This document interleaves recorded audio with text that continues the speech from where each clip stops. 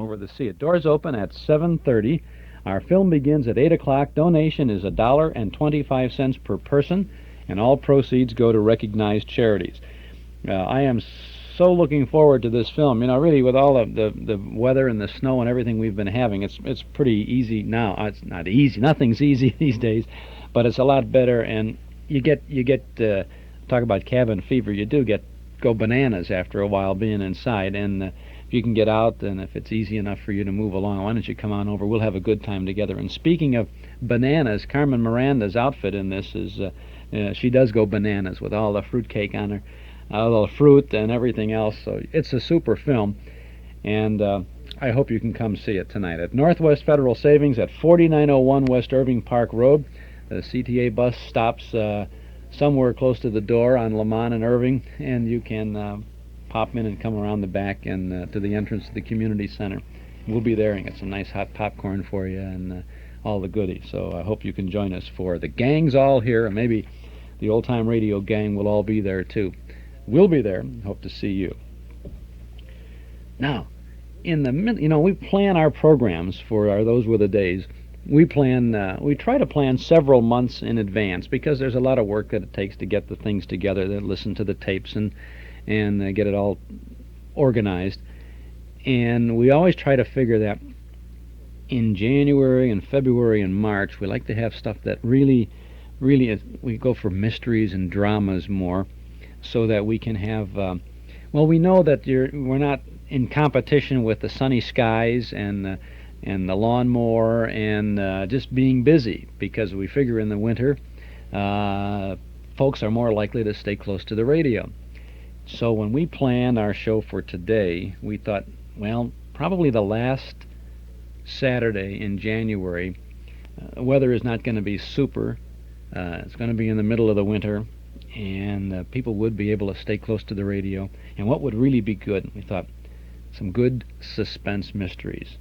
So we've put 6 of them together for you this afternoon. If you're a tapeworm, if you're one of those folks who's playing with the reel-to-reel recorder or the cassette player, you're going to have a ball this afternoon as you build your collection of really good suspense dramas.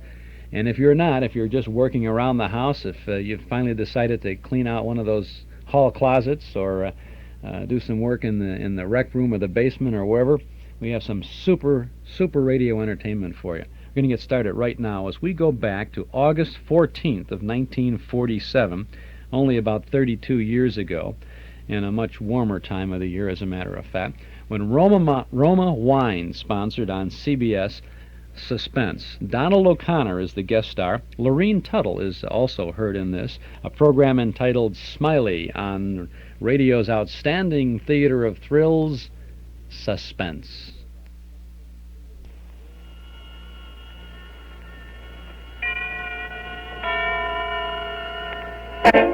Suspense! For the perfect prelude to gracious dining, for distinguished entertaining, for rare taste pleasure, serve a Cresta Blanca California Sherry. That's C-R-E-S-T-A B-L-A-N-C-A. Cresta Blanca. Cresta Blanca.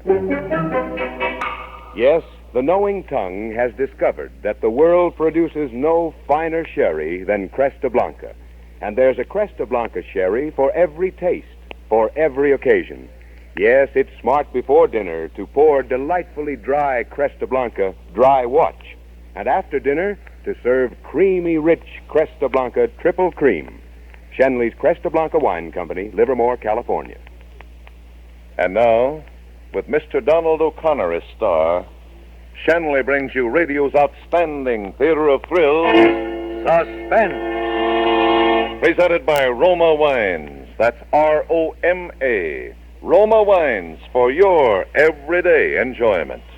Tonight, Roma Wines of Fresno, California bring you Donald O'Connor in Smiley, a suspense play produced, edited, and directed for Shenley by William Spear.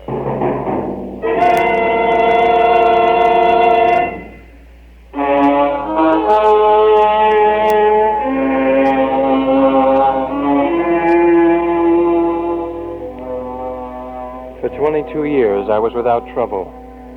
I got along with people. They liked me. They called me Smiley. Because that's the way it was with me. My eyes, I mean. Laughing, the way I always was inside. And then I had this thing with a woman. And the laugh went out of my eyes and out of my insides. That's when I learned a thing or two, especially about women. That's when I learned that some women don't even have the right to live.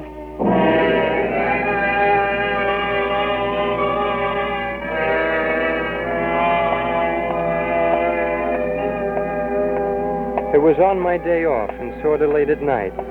And I was just walking along the street, not going anywhere in particular or even thinking anything much. Just sort of whistling to myself and walking along the street.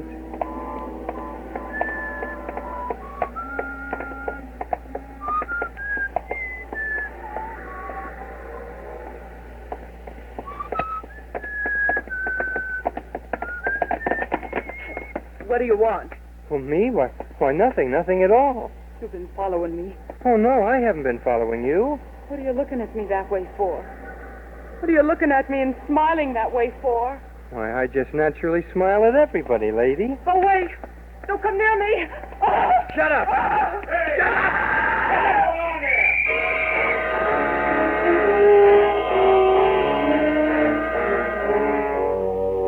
That was when the cop grabbed me, and they threw me into jail because she lied about me. She said I was bothering her. She said I hit her.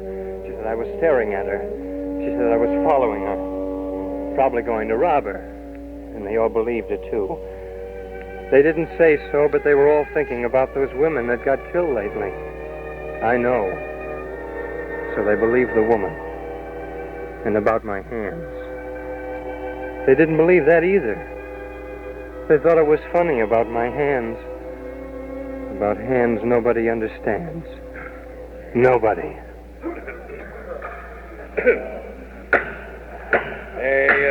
The defendant will rise. Gerald Smythe, do you have anything to say before this court pronounces sentence? Well, I'm a decent man, Judge. I got a job. I'm a decent working man. I didn't follow her. I didn't hit her. I didn't do anything she says. The jury has disagreed with you, Mr. Smythe. You say you have a job. Oh, yes, sir. What kind of a job? I'm a dishwasher. Dishwasher. Let me see your hands. Sure. Oh, they're nice. I keep them that way. Order, please. Order. They're long. Yes, I see. They're long and smooth and white. I keep them this way. Mr. Smythe, you'll find that lying does not help you in this court. Your hands may be, indeed are, everything you say. But they are certainly not the hands of a working man, least of all a dishwasher. I sentence you to 2 years and 6 months in the county prison.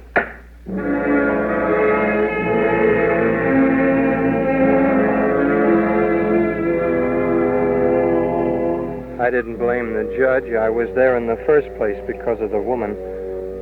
Only because of her, and I worked out my time with my hands.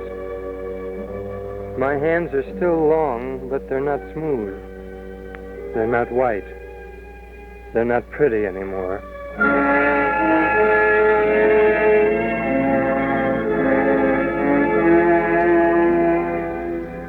It was November when I got out. Cold. Cold outside, and I was cold inside. I had no place to go except back to the Busy Bee Cafe in Curly. All the way back to town, I thought of Curly. His hands weren't like mine. They were short and stubby, but golly, they were good. The way he used them, I mean. Whatever he was doing, slapping pie dough or handling a side of beef or choking the life out of a chicken, he was purely good. I walked into the kitchen, and there he was working. He didn't see me because I was behind him, but after a while he must have felt me because he jumped like he was shot. What do you want? I want my job back. You want your... Smiley. Good Lord, man, I didn't know. Yeah, Curly, it's me. How about that job? Remember, you ran out on me once. I drew a blank. Yeah, you sure drew a big one. Hey, you look different somehow, Smiley. I don't... Wait a minute, your face, your eyes, they changed, Smiley. Well, what did you do, quit laughing? You might say that. You purely might. I changed. My hands, too. See? They're better, huh? Yeah, they're not the same either. Hey, remember how you used to ride me about the hot water? And how I even bought rubber gloves once? Well, look. Look, Curly. Hot water. That's hot. Now watch. Hey, you fool, that's pure steam. What are you trying to do, kill yourself? Just proving I'll keep the water hot. I don't need to worry about my hands now. Yeah, well, look, you better have something to eat now. We'll talk about hot water later. Say, Curly, where are the... Well, Laughing Boy is back. Where you been, honey? Off on the bum? What's the matter with your happy friend, Curly? One of us hateful women take him over the high road? Well, why don't you say something, one of you? Smiley don't feel good, Cookie. Now, you better get back in front. We might get a customer. You don't want me around, that's all right with me. Smiley, what's with you? You haven't changed that much, have you? You and Cookie used to be... She reminds me of a dame. Why not? She is a dame. I've been in jail, Curly. Oh? The dame sent me there. Yeah? I don't like dames, Curly. I don't like dames.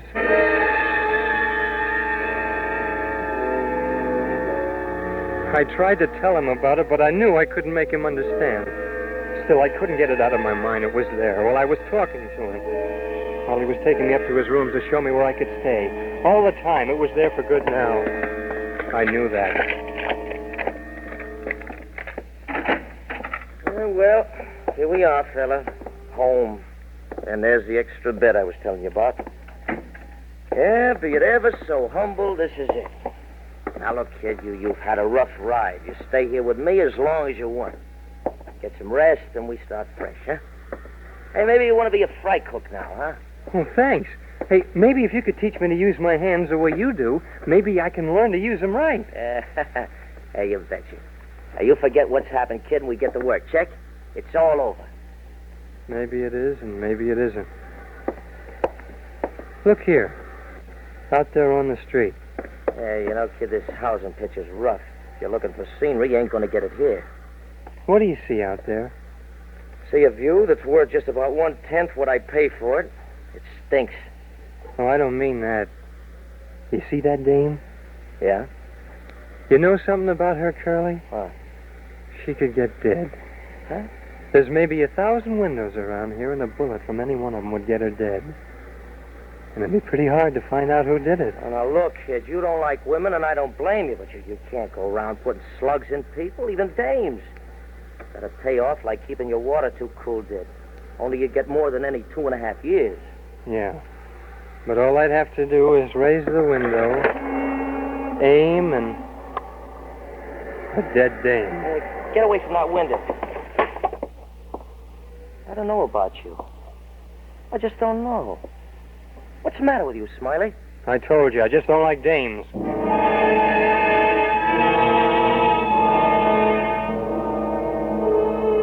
Curly's face was as white as a clean apron. He was mad a little and scared, but I still couldn't explain to him what it took me 2.5 years to figure. That a man works hard, and when he works, he's got some pay coming. All the time I was in jail, I knew I wasn't about to get a nickel for all the work of digging and shoveling and laying concrete, and the one thing I was proud of was ruin. My hands. And I figured to collect some pay for that work, even if it was the last thing I ever did. And I figured it out good. Just what the pay ought to be. 1 woman. 1 dead dame.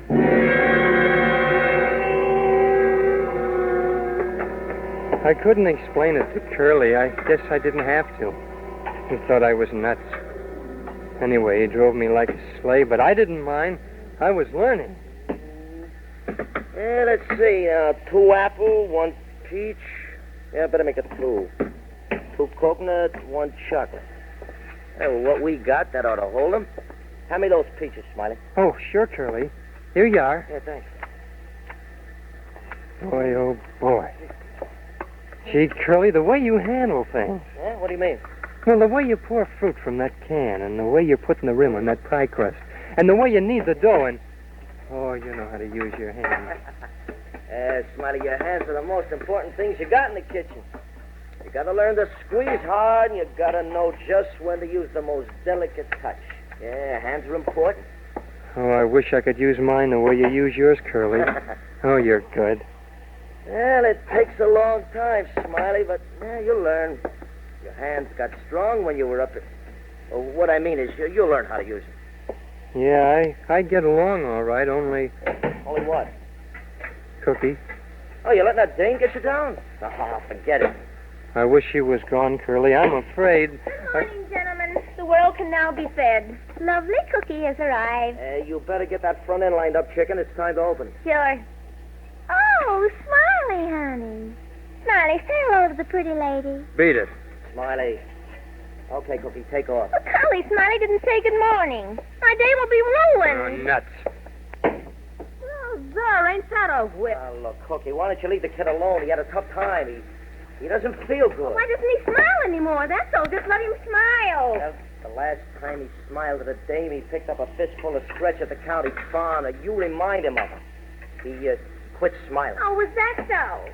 Well, I'm used to being treated like a human, see? And just because a guy's nuts... All right, Cookie, get to work. Okay, but you just remember now, one of these days we're going to have a showdown. It'll be either him or me. Take it easy. You just remember, someday it'll be either him or me.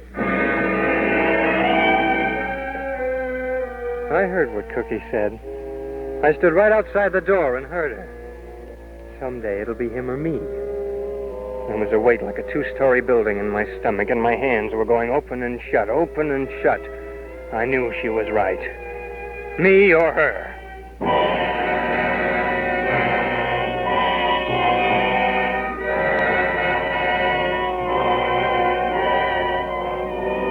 For Suspense, Roma Wines are bringing you Donald O'Connor in Smiley. Roma Wines' presentation tonight in radio's outstanding theater of thrills, Suspense.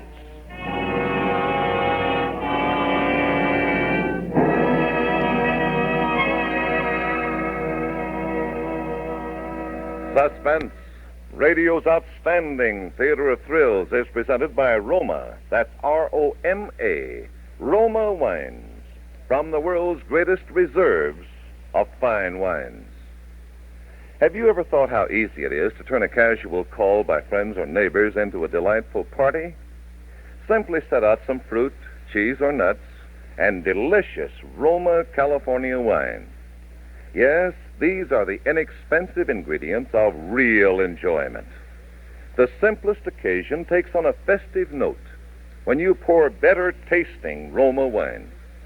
So enjoy golden Roma Muscatel or glowing Roma Port after dinner or whenever guests drop in. As you savor the mellow goodness of these delicious Roma wines, you will understand why more Americans enjoy Roma than any other wine.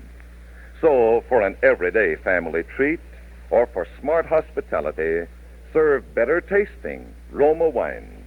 That's R-O-M-A, Roma Wines, America's largest selling wines. And that's the first half of Suspense from August 14th of 1947, starring Donald O'Connor in Smiley. One of the nice things about the Suspense programs, they always they quite often like to take someone who was not usually associated with a mysterious characterization or a fiend. A guy like Donald O'Connor is always a comedian, song and dance man, and here they put him in there, this kind of a role. So, and they've done it. And we're going to hear that a lot this afternoon with Ozzie and Harriet, and Ann Sothern, and Lucille Ball and Desi Arnaz.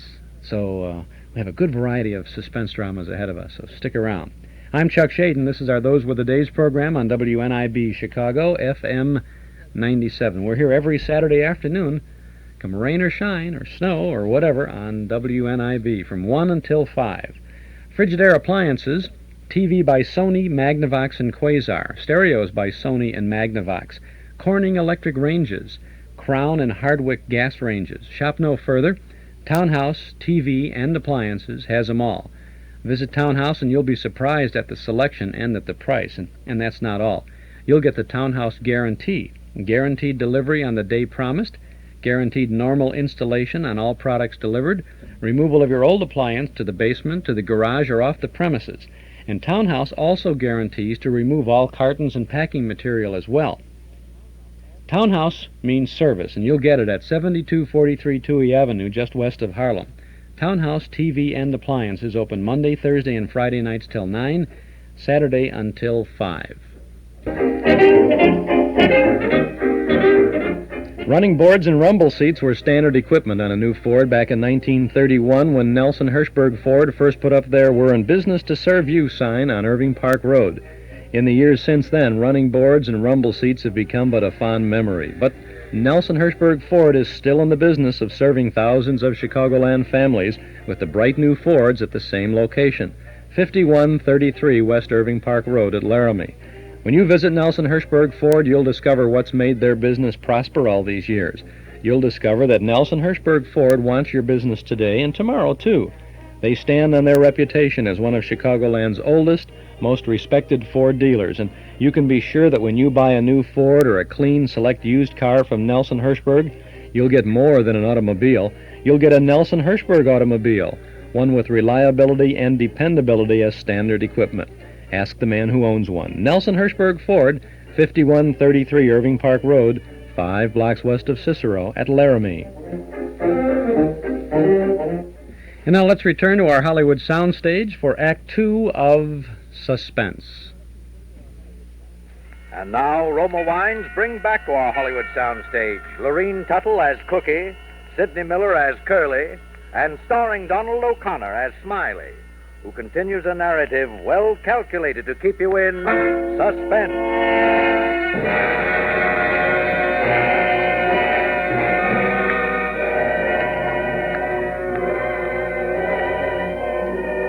It added up. I was going to get my pay. But now it wasn't just some dame, sometime. It was a particular dame. Cookie. And soon. When I went inside, my hands were still going like that, open and shut, open and shut. And all day I just watched Curly and the way he used his hands. His technique, as he called it. The way he squeezed when he had to. It was so important, the technique, I mean. You had to squeeze just right. Just right.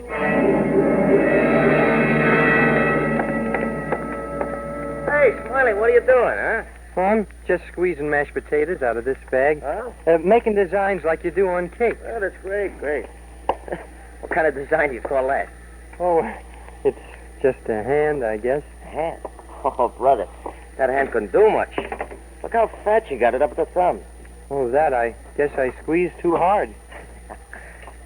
Smiley, you'll be all right, kid. You stay with it. Well, Lassie boy's growing up.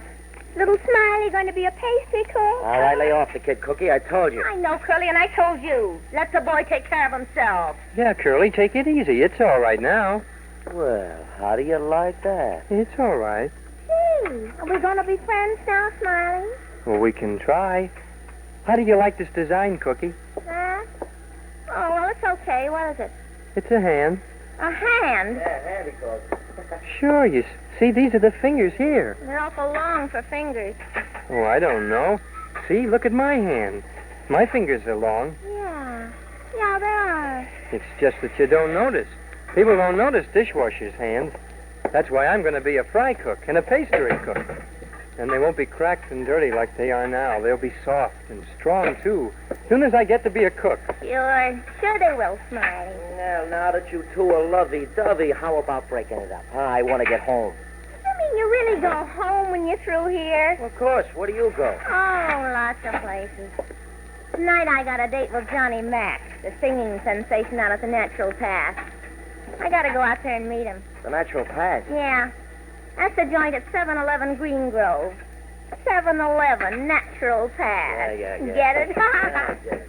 What kind of guy is he? You got to go to him. Oh, he's working. He can't come in Yeah, here. he must have appeal. You ain't kidding, brother. How do you get out to the joint? You hitchhike? You kidding? I take a bus to the end of the line, call a cab from the drugstore, and go on out. Class. What? Well, how about that, Smiley? Class yet? Yeah, I guess the crooner would rate it. Yeah, sure. Well, you better get that front end cleaned up, Cookie, if you're going to meet Johnny's songbird. Oh, I guess I better. Boy, on the day I quit swinging cat. And have a good time, Cookie. Have a good time.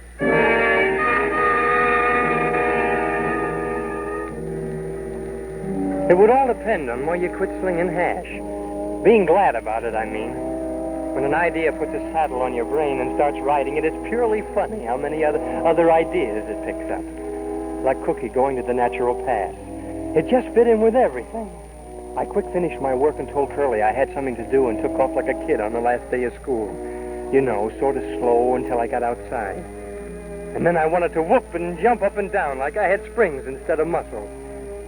I couldn't do all that, but I could walk fast, and I did. I went up to the room and got my money and changed clothes.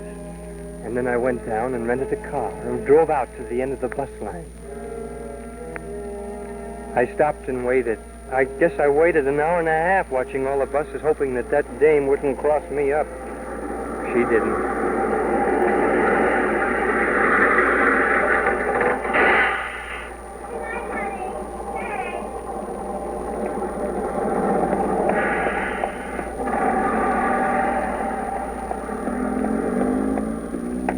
A cookie!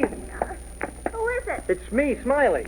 Oh, what are you doing out here? Well, I just wanted to get out of town for a while, so I rented a car. When I get out here, I remembered what you said about coming out. I thought I'd just wait for you. Oh, Smiley, honey, you got more stalls than Santa Anita. I bet you planned it, didn't you? You could be a sweet guy, you know that. Oh, come on, I'll take you to the club. How far is it? About a mile and a half. Let's go.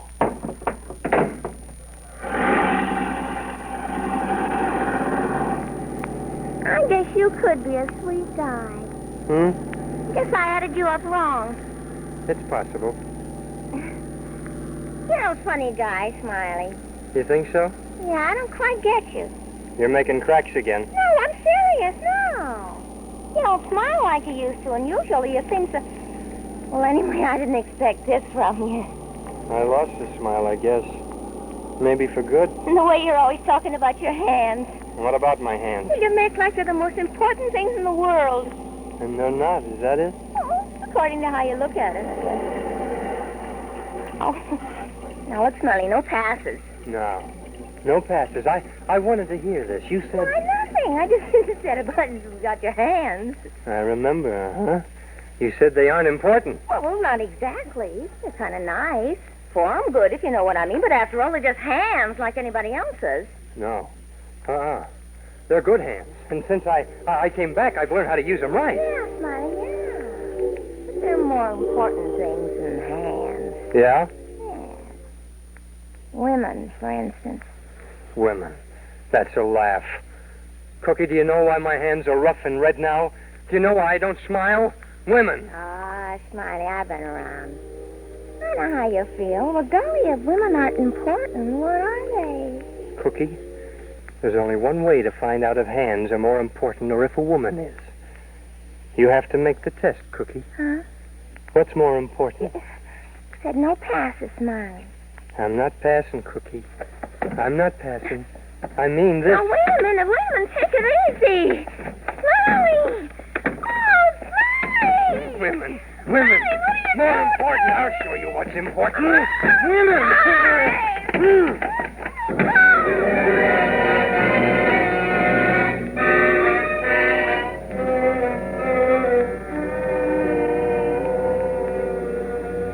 Payday. For 2 years in jail, one dead dame. The whole world changed. For a minute, my hands were going open and shut like this. My technique was perfect. Absolutely perfect. They weren't satisfied, my hands, but they'd have to get used to it. All I wanted inside like was payday, and this was the day. I looked around to be sure no cars were coming, and I took her out of the car and dragged her into the bushes, where she wouldn't be found for a while, and I left her there. I felt good. Purely good. Like I'd worked very hard for something and finally got paid. All debts were paid, everybody, including Smiley, was even with the world. It was wonderful. Just plain wonderful. The only thing was I couldn't tell Curly, because even though he'd understood the technique part of it, the rest of it was something he wouldn't get. But could he have seen me use my hands, he'd have been proud. I know it. I took the car back to the U Drive. I paid the man, collected my deposit, and went home. It was still early. Curly was up.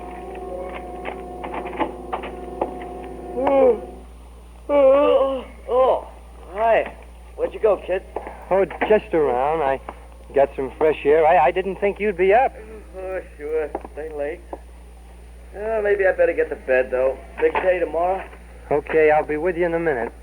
Hey, Smiley, I've been thinking you should maybe move over to the stove.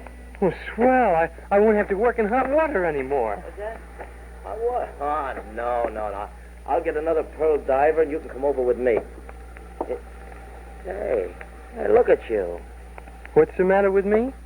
Nothing. I just noticed you're making with the eyes again, the way you used to. Now, what's happened, fella? Oh, I don't know. I didn't think about it. Why? Well, this is wonderful. Hey, I'll bet Cookie will be surprised to see you. Cookie? Hey, sure, one of her beefs is you don't smile. Dames don't like you grouchy. Oh, wait till she sees this. Yeah. It could be at this time of night. How do I know? Mr. Smith live here? Oh, you're him. Hello, Mr. Smith. Smythe, not Smith. I'm from the U Drive. When you brought the car back tonight, you left this pocketbook in it.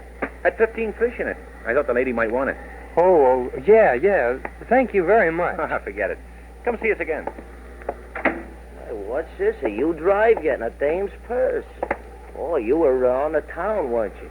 Yeah, I guess so. I'll give it back tomorrow. Who is she? Do I know her?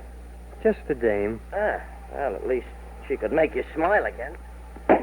Hey, come on, I'll turn out the light. Let's get some sleep. Yeah. Yes, sir, Smiley. Yeah, you're doing all right. You stick to your work, and we'll make a real team. Remember the technique. Hey, Smiley, will you answer me something now? Oh, sure, Curly. What is it? What happened to that crazy idea you had when you got out of the pokey? Remember you were telling me how you could put the blast on a dame and you... Hey, Smiley. Hey, look at me. Smiley, you didn't... Nah, that's crazy. What, Curly? I always said you had to be whacked up to get in the restaurant business. I'm just proving it. I thought for a minute you would... Oh, my nuts. Oh, boy, this bed feels good. I really need this sleep.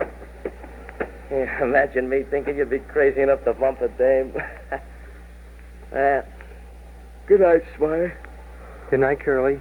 Good night. Sweet dreams. Hey, what are you doing? Hey, cut it out, Smiley. What are you... Hey, take your hand off my face. Hey, stop it. Smiley, what are you doing? What are you doing, Smiley? What are you...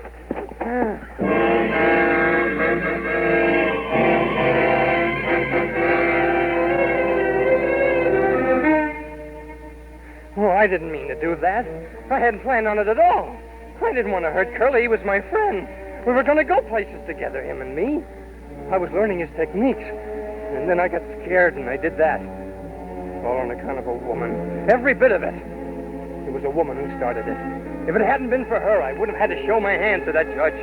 And he wouldn't have had to look at them. And maybe he wouldn't have set me up. My hands. Look at them. They're back in condition. I've had over 6 months to sit here and do nothing. Just watch Pop out there pace up and down. He's been keeping track of the days for me.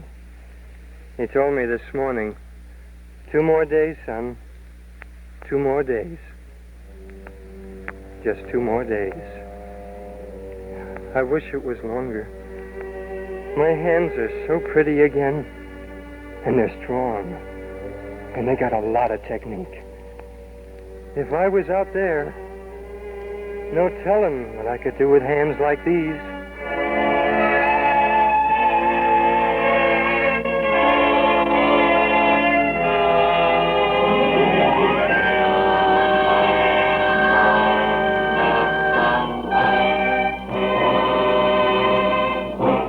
Suspense.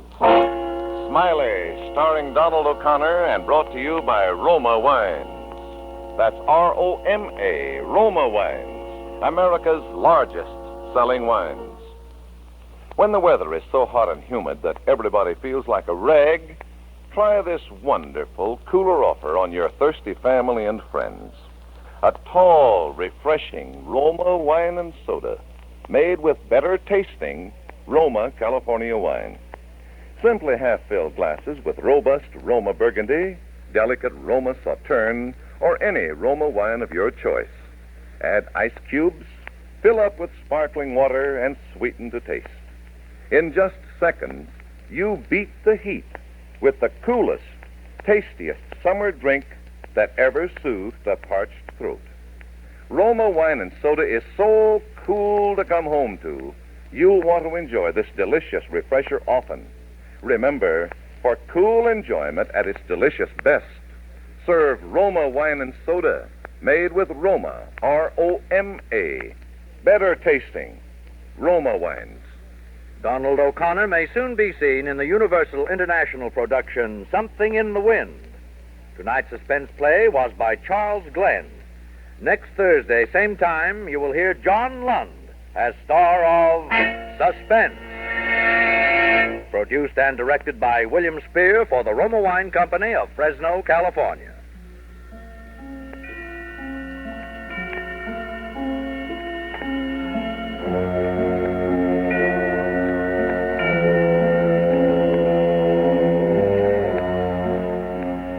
In the coming weeks, Suspense will present such stars as Edmund O'Brien, Lloyd Nolan, and others.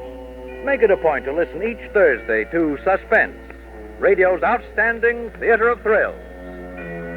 This is CBS, the Columbia Broadcasting System.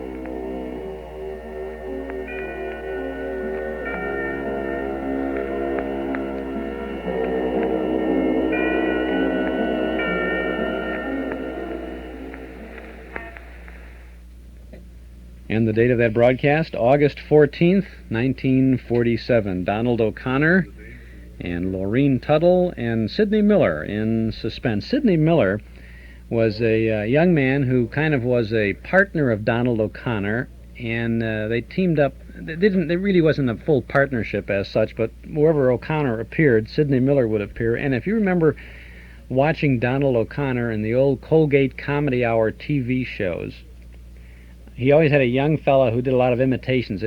How can I describe what Sidney Miller looked like? He looked like a very young and slightly underfed Bing Crosby. In fact, Sidney Miller often did a Crosby imitation along with Donald O'Connor. He was a talented guy and didn't do very much. He may be involved in some of the TV things today yet, but he was with O'Connor in many things. And Donald O'Connor did a fine job on this suspense program from 1947, Smiley. We have 5 more suspense stories coming up ahead of us. Too Little to Live On is coming next with Ozzie and Harriet Nelson. And then we have Beware the Quiet Man, starring Ann Sothern. We have After the Movies with Ray Milland, Cathy Lewis, and William Conrad. We have The Red-Headed Woman, starring Lucille Ball and Desi Arnaz. And finally, Account Payable, starring Edward Arnold. Suspense broadcasts from 1947, 48, 49, and 50 on our Those Were the Days program this afternoon. Next Saturday afternoon, we begin Jack Benny month here on our Those Were the Days program. Next week will be February the 3rd, and we have 4 great Saturdays planned for you in February as we salute Jack Benny and his radio broadcast. Jack Benny on Radio is the topic of our month-long celebration, and if you tune in any Saturday between 1 and 5 here on WNIB, you will hear Jack Benny making you laugh, entertaining you to the highest degree. Next Saturday, we will have a Philco Radio Time broadcast with Bing Crosby and his guests Jack Benny and Mary Livingston. Then we'll have the Lux Radio Theater hour-long production of Brewster's Millions, starring Jack Benny in an unusual role of a man who must spend $1 million in a specified period of time in order to qualify for a very large inheritance. Now, you can just imagine the irony of that casting with Jack Benny having to spend $1 million in a hurry. It's a beautiful show. We'll also have a Jack Benny program from 1949, his first show on CBS after switching from the National Broadcasting Company. And then if we don't have enough suspense programs today, we have another suspense drama next Saturday starring Jack Benny in a science fiction adventure set in the year 2053, a story called Plan X. Now that's all next. Oh, Dennis Day. We're going to have an interview with Dennis Day next week. He'll be our guest, reminiscing about Jack Benny and his own career, too. 2 weeks from today, on the 10th of February, Jack Benny Month continues with a Screen Guild Theater production, a variety show with Jack Benny, Claudette Colbert, Edward Arnold, and Basil Rathbone. Then we will have a Jack Benny show from 1949 with Jack going to Houston for a Damon Runyon benefit, and Mary has to take Jack to the train station for that trip, so you know you're in store for that Anaheim, Azusa, and Cucamonga. Our guest is going to be Frank Nelson, who was the floor walker or the man behind the information counter at the train station in so many of the Jack Benny shows. He'll be talking about his own career and, of course, his days with the Jack Benny. We'll have a Bing Crosby show with Jack as a guest, worried about his birthday party. We'll have the Golf Screen Guild show, Parent by Proxy, starring Jack Benny and Paulette Goddard. And finally, a Burns and Allen show with George and Gracie and their guest, none other than Jack Benny. And Jack and George are going to, according to Gracie, team up to become the Gypsy Troubadours. And Mel Blanc appears as Professor LeBlanc, Jack's violin teacher, on that show. And then the last 2 Saturdays in February, more of the same with great stuff. We have two more Burns and Allen shows with Jack Benny as a guest on each of those shows. We have a number of Jack Benny programs. We're going to have the 2 Jack Benny Academy Award Oscar shows. The one where he borrows Ronald Coleman's Oscar, and it is stolen, and that's the famous Your Money or Your Life show. And then we have the next show in the Jack Benny series from 1948, where Jack goes over to Bing Crosby's home to borrow Bing's Oscar so he can replace the one that was stolen that originally belonged to Ronald Coleman. We have the Hallmark Playhouse starring Jack Benny in My Financial Career. We have the Ford Theater production, an hour-long production of The Horn Blows at Midnight with Jack Benny, Claude Rains, Hans Conried, and Mercedes McCambridge, Jane Morgan, and Joe Kearns. We have the Screen Guild Players production of Love is News starring Jack Benny and Ann Sheridan with James Gleason and Joe Kearns. Another suspense drama, The Face is Familiar, starring Jack Benny with Sheldon Leonard and Hy Averback. We will also have a Philco Radio Time with Bing Crosby and Jack Benny, who takes his girlfriend Gladys Zabisco for cocktails at Tom Brenneman's restaurant. And then finally, the last Jack Benny show of the 48-49 season, where Jack introduces all of the people on his program. And on our final show, we'll also have our interview with Jack Benny when we recorded in 1970 when Jack was in town to appear at the Mill Run Theater. February is Jack Benny month. I'm almost out of breath from telling you all the good stuff that's coming up in February. You got to stay with it. If you're a Jack Benny fan, you'll love all of this. And if you're not a particular Jack Benny fan, I suspect that you will really turn on the Jack Benny after tuning in for 4 weeks in February. All of this material that we have planned for Jack Benny is properly documented in our February issue of the Nostalgia Newsletter and Radio Guide. For those of you who are regular subscribers, the guide was delivered to the Morton Grove Post Office this morning, and it's going out by first-class mail, so you should have your guide at the beginning of the week. And you may have to meet the mailman in the street. He doesn't come to the door anymore because there's no way to get to the door with all the snow, right? But however you've been getting your mail, you'll get this by first-class mail. No delays because it's third class or fourth or whatever else, so you'll be getting it. And if you're not a subscriber, you can get it if you call us now at 545-2260. Our Nostalgia Newsletter and Radio Guide, a 1-year subscription, 10 issues, is just $7. Our guide for February features a very nice picture of George Burns and Gracie Allen on the cover, and that's just the beginning of the good reading and information that you'll find in this February issue. Articles from and about the past, plus the complete listing of our Saturday afternoon Those Were the Days broadcast schedule. It's all there, and it's all yours for just $7 for a 1-year subscription. You can subscribe now when you call 545-2260. That's 545-2260.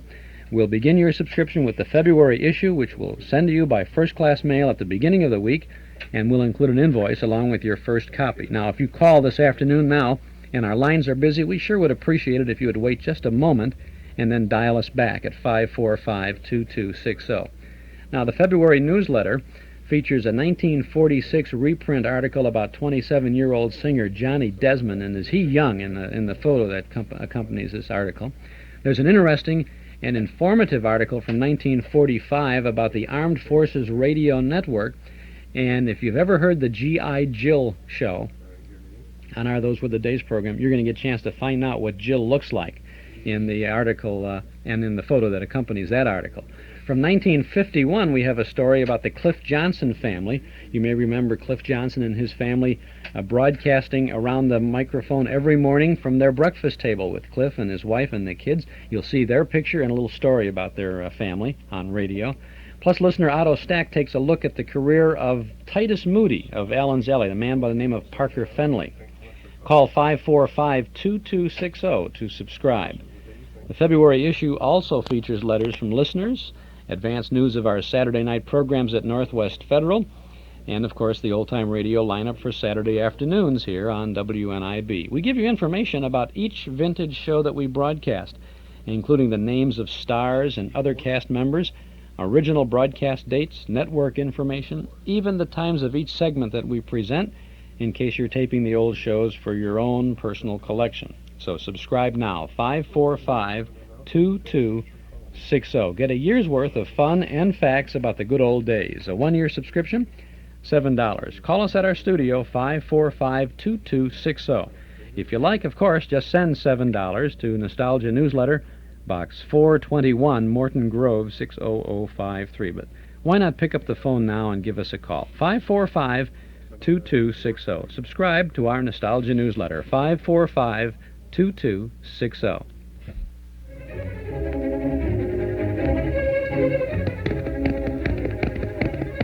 Whoa, whoa, big fella! Are you riding the plains looking for a faithful companion to help finance that new home of yours? Then ride north and west to Northwest Federal Savings, where resourceful people are waiting to serve you with professional advice and competitive home financing. When you've found the home you want, just give a call to Northwest Federal. An appraiser will inspect the property, and you'll have a mortgage loan commitment within 48 hours, at no obligation. Northwest Federal is Northwest Chicagoland's leader in conventional home financing. Visit, write, or call Northwest Federal Savings and ask for me. I wonder who that stranger was. Him? He was the Lone Ranger. We've got silver to lend away! Northwest Federal Savings, serving you 63 hours a week in Chicago on Irving Park Road, downtown on Randolph near Michigan in Edison Park, Des Plaines, Norridge, Arlington Heights, and the brand new offices of Northwest Federal Savings in Elmhurst and Elk Grove Village. I'm Chuck Shaden. This is our regular Saturday afternoon get-together, our Those Were the Days program, heard from 1 until 5 on WNIB in Chicago at FM 97. Stars on Suspense this afternoon. And this is a broadcast from December 26th of 1947. Ozzie and Harriet Nelson star, and Joe Kearns is also heard in the show as the uncle. Joe Kearns is a man who was so much involved with the Suspense shows. He was the original Man in Black on the Suspense series, and he was very much involved in all the Jack Benny programs. And when you tune in next month for all the Benny stuff, you'll hear it's like a Joe Kearns retrospective. He was also Ed in The Vault, and he was just on a million different things. This show was a sustaining program on CBS, in other words, no sponsor at this time in its career, 1947, for Suspense. Our program guide, by the way, shows that this runs 29 minutes and 50 seconds intact. There is going to be a break in the show for our own business here, and it'll come about 14 or 15 minutes into the program for you tapeworms, so don't go away and let the tape roll for 30 minutes without paying a little bit of attention to it. Let's go back now to December 26th of 1947, Too Little to Live On, starring Ozzie and Harriet on Suspense.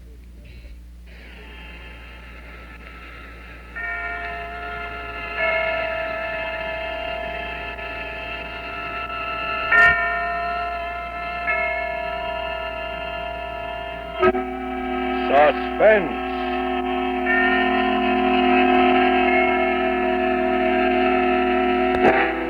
Produced, edited, and directed by William Spear.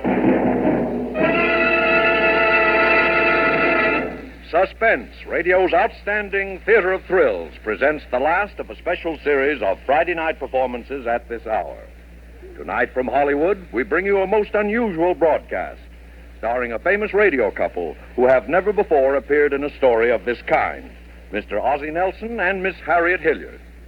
You are accustomed to hearing our stars in their own comedy show, but tonight, Ozzie and Harriet appear for us as a couple who are driven to the plotting of murder in Too Little to Live On by Robert Richards, a play well calculated to keep you in suspense.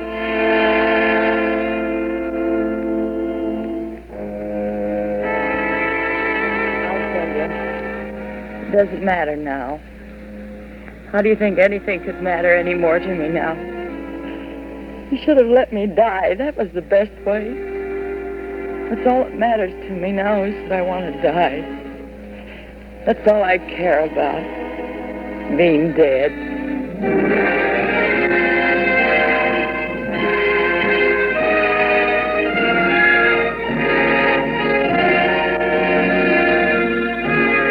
I don't know whether we ever thought about it before this morning or not. It might have crossed our minds sometime, one or the other of us, I don't know. But we never talked about it, never. Never before this morning. And then this morning, everything just seemed to come to a head. Every little thing that had happened all those months and years just seemed to pile up at once. It just seemed as though this morning was the last straw.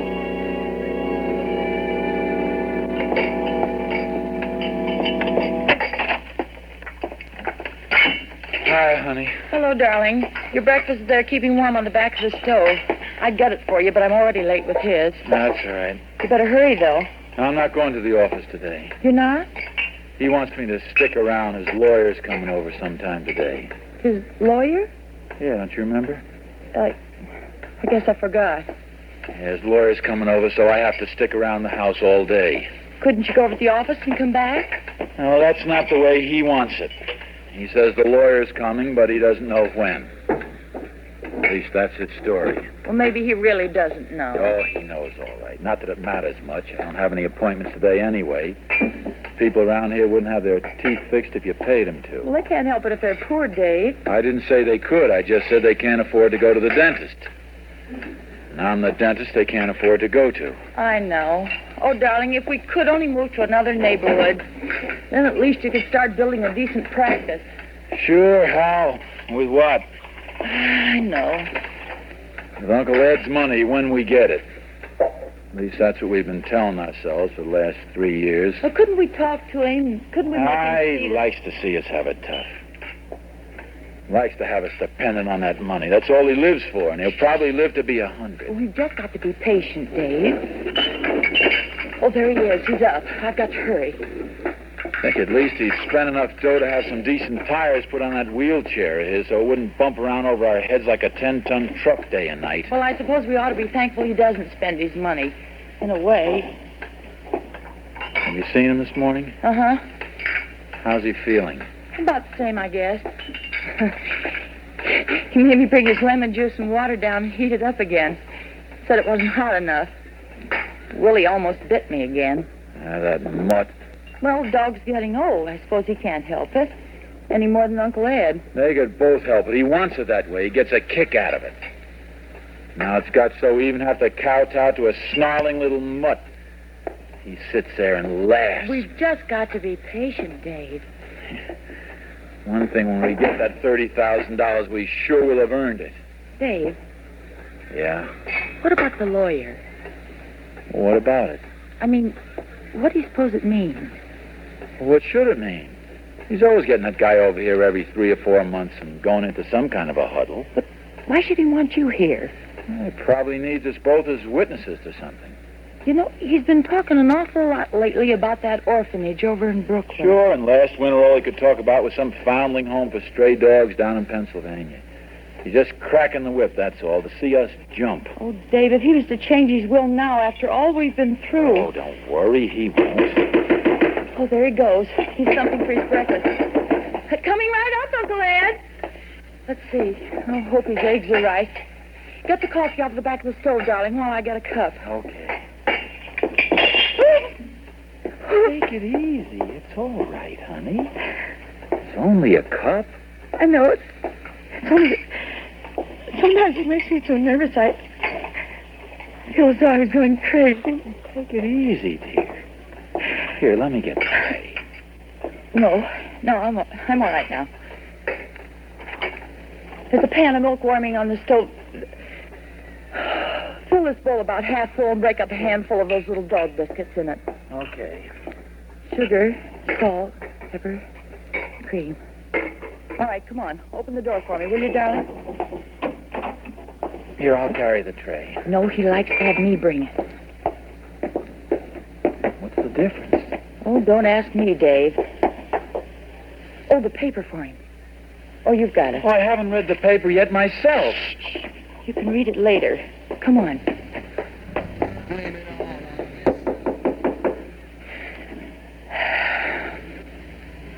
Here's your breakfast, Uncle Ed.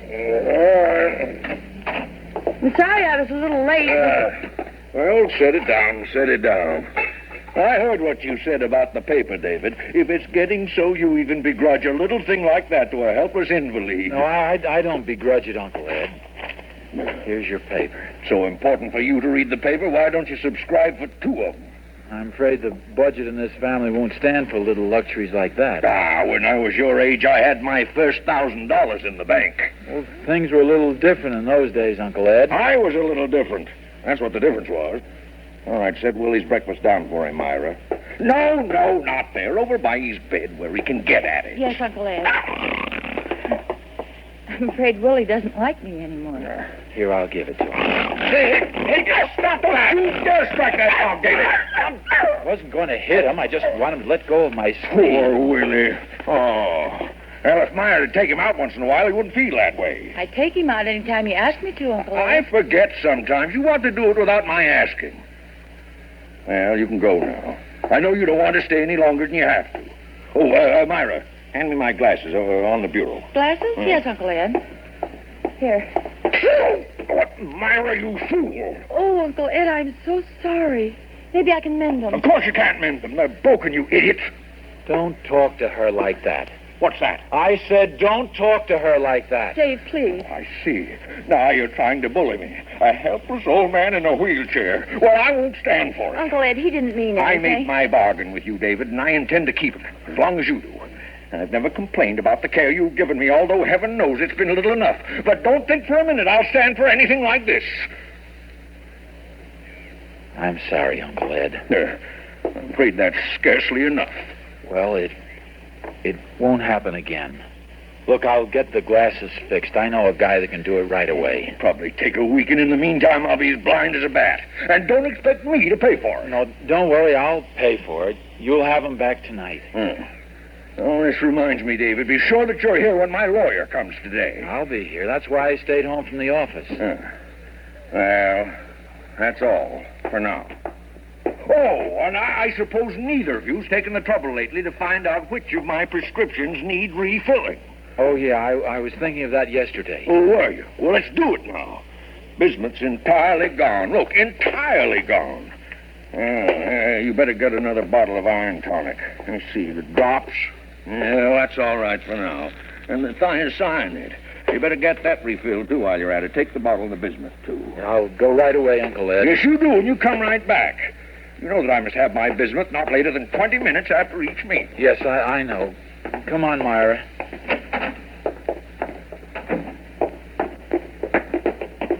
I hate myself. Oh, take it easy, dear. It's all right. It's all right now. Oh, Dave, I've tried, but I can't go on like this. Oh, take it easy, honey. It won't be much longer. Oh, we've been saying that for 3 years. We're like prisoners. We can't go out of the house together because somebody has to be with him. We can't have friends in because they disturb him. Oh, Dave, we can't even have a baby. I could kill him. Sometimes I could kill him. Dave, don't. I mean it. When I see what he's doing to you, when I see him making a slave out of you, making a nervous wreck out of you so you can't even call your soul your own. No, Dave, please. Please, I'm all right now. Sure, we made a bargain, like he said. But not this kind of a bargain. Oh, darling, I know it's just as bad for you as it is for me. It's just that I'm here alone with him all day. I'm sorry. I shouldn't have let myself go that No, way. I hate myself, Myra. If I'd known I was going to be like this. It's not your fault, darling. I knew what we were doing. I'm not even a man anymore. I let him sit there and say things to my wife that a man wouldn't take from anybody on earth, but I take it. I take it and smile. Oh, Dave, it's not your fault. Oh, it is my fault. If I was any kind of a man, I'd do something about Well, it. there's nothing to do, don't you see? I should never have acted like this. We've just got to be patient and wait, that's all. Wait. Maybe another 3 years, maybe 10 more years. Oh, honey. Oh, what's the use of kidding ourselves? How do we know how long it's going to take him to die? Sometimes I don't even think he's sick. Sometimes I think he's just putting it on to make us wait on him. But the doctor says... He could fool the doctors. It's been done. Even when he does die, how can we ever be sure? Dave, you don't... I think he's just that mean, yes. Snatch the money away at the last minute and die laughing at us. But he said it was a bargain. He said he You promised... think promises mean anything to him? Well, could he do it without... with... Do what? Change his will? Well, sure he could do it any time he wanted to. Without even telling us? There's nothing that says he has to tell us anything. Oh, Dave, the lawyer. Yeah, I know. Today. Why does he have to come today of all days? After I broke his glasses and you hollered at him? Yeah, I know. Could he do it just like that today? Sure. He could do it today. He could do it any time, and we'd never know until he told us. Oh, he wouldn't. He couldn't. Why not? He might just as well do it anyway. He'll hold it over us in the last minute like he did just now, till we probably die of heart failure before he does. But you said just a few minutes ago... I know. I've been kidding myself for 3 years, but not anymore. Oh, Dave, what are we going to do? What can we do? I don't know, Myra. I don't know yet. If only something could happen. Like what? Nothing's going to happen, Myra. Unless we make it happen. Dave, we couldn't. Well, we can't go on like this either. We could tell him to And go. throw away 3 years of our lives? The 3 years we've rotted in this dump? We've earned that money. $10,000 a year isn't half enough for what we've gone through. Dave, I don't care about Well, the money. I do. If there's anybody but him, I'd feel different. I don't have any more feeling about him than I do that dog up there. Dave, you don't really mean... I don't know what I mean. Listen, I've got to go over to the drugstore and get his medicine. All right. Hurry back. I'll only be a minute. It's just across the street. Dave, Yeah. what about the lawyer? What about him? What if he should come now? Yeah, well, keep an eye out for him. But what if he comes? I don't know. I've got to think. Stall him off. Tell him something. What should I tell him? Tell him the old man's sick. He can't see him. Sick? Yeah, sick. All right, Dave. Oh, Dave, have you got his glasses? Yeah, I'll give them to Mr. Herman at the drugstore. He knows an oculist right here in the neighborhood. He wouldn't mind sending them over. All right, hurry. And that's the first half of Too Little to Live On, starring Ozzie and Harriet, doing a pretty good job, too, on this suspense drama from December 26th of 1947. I'm Chuck Shade, and this is our Those Were the Days program, WNIB Chicago at FM 97.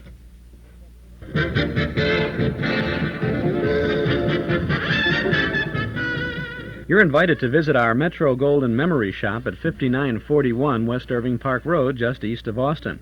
You'll be amazed at the supply of new things to bring back old times and old things to provide more good times. Hundreds of recordings of the fabulous old-time radio shows on cassette and 8-track tape and LP records. Get War of the Worlds, Abbott and Costello's Who's On First, Jack Benny, Fibber McGee and Molly, Amos and Andy, Suspense, Lights Out, Inner Sanctum, Gunsmoke, and more. Plus big band, soundtrack, and personality recordings, movie posters and photographs, and the fabulous collection of books and magazines about radio, TV, movies, and the comics. It's all there, and it's waiting for you at our Metro Golden Memory Shop, 5941 West Irving Park Road, just east of Austin. We're open 7 days a week, Monday through Friday from 11 till 5:30, Saturday from 10 till 7:30, we're open right now, and Sunday from noon to 5. If you can remember it, You will probably find it at Metro Golden Memories, 5941 West Irving Park Road in Chicago, the MGM Shop.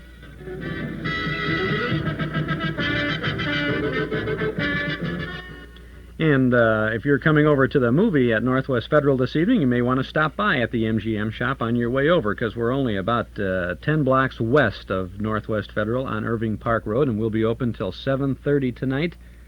And the movie starts at 8 o'clock, and the doors open at 7:30, so it's a nice segue. And our film tonight is a great one. It's a beautiful one to start off our memory movie season for 1979.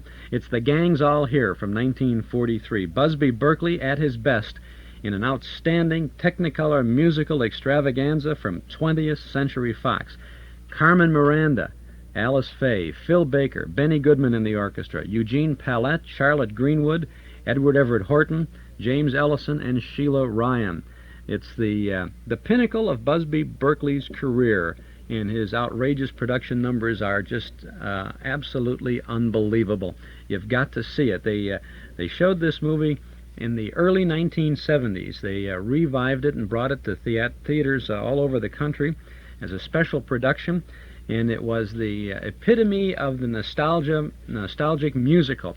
I went to see it. I think they had it at the Carnegie Theater downtown, someplace in the Loop, and I think it cost me $3.50 to see it at that point. A nostalgia movie. Well, we've got it for $1.25 tonight at the Memory Club at Northwest Federal, 4901 Irving Park Road.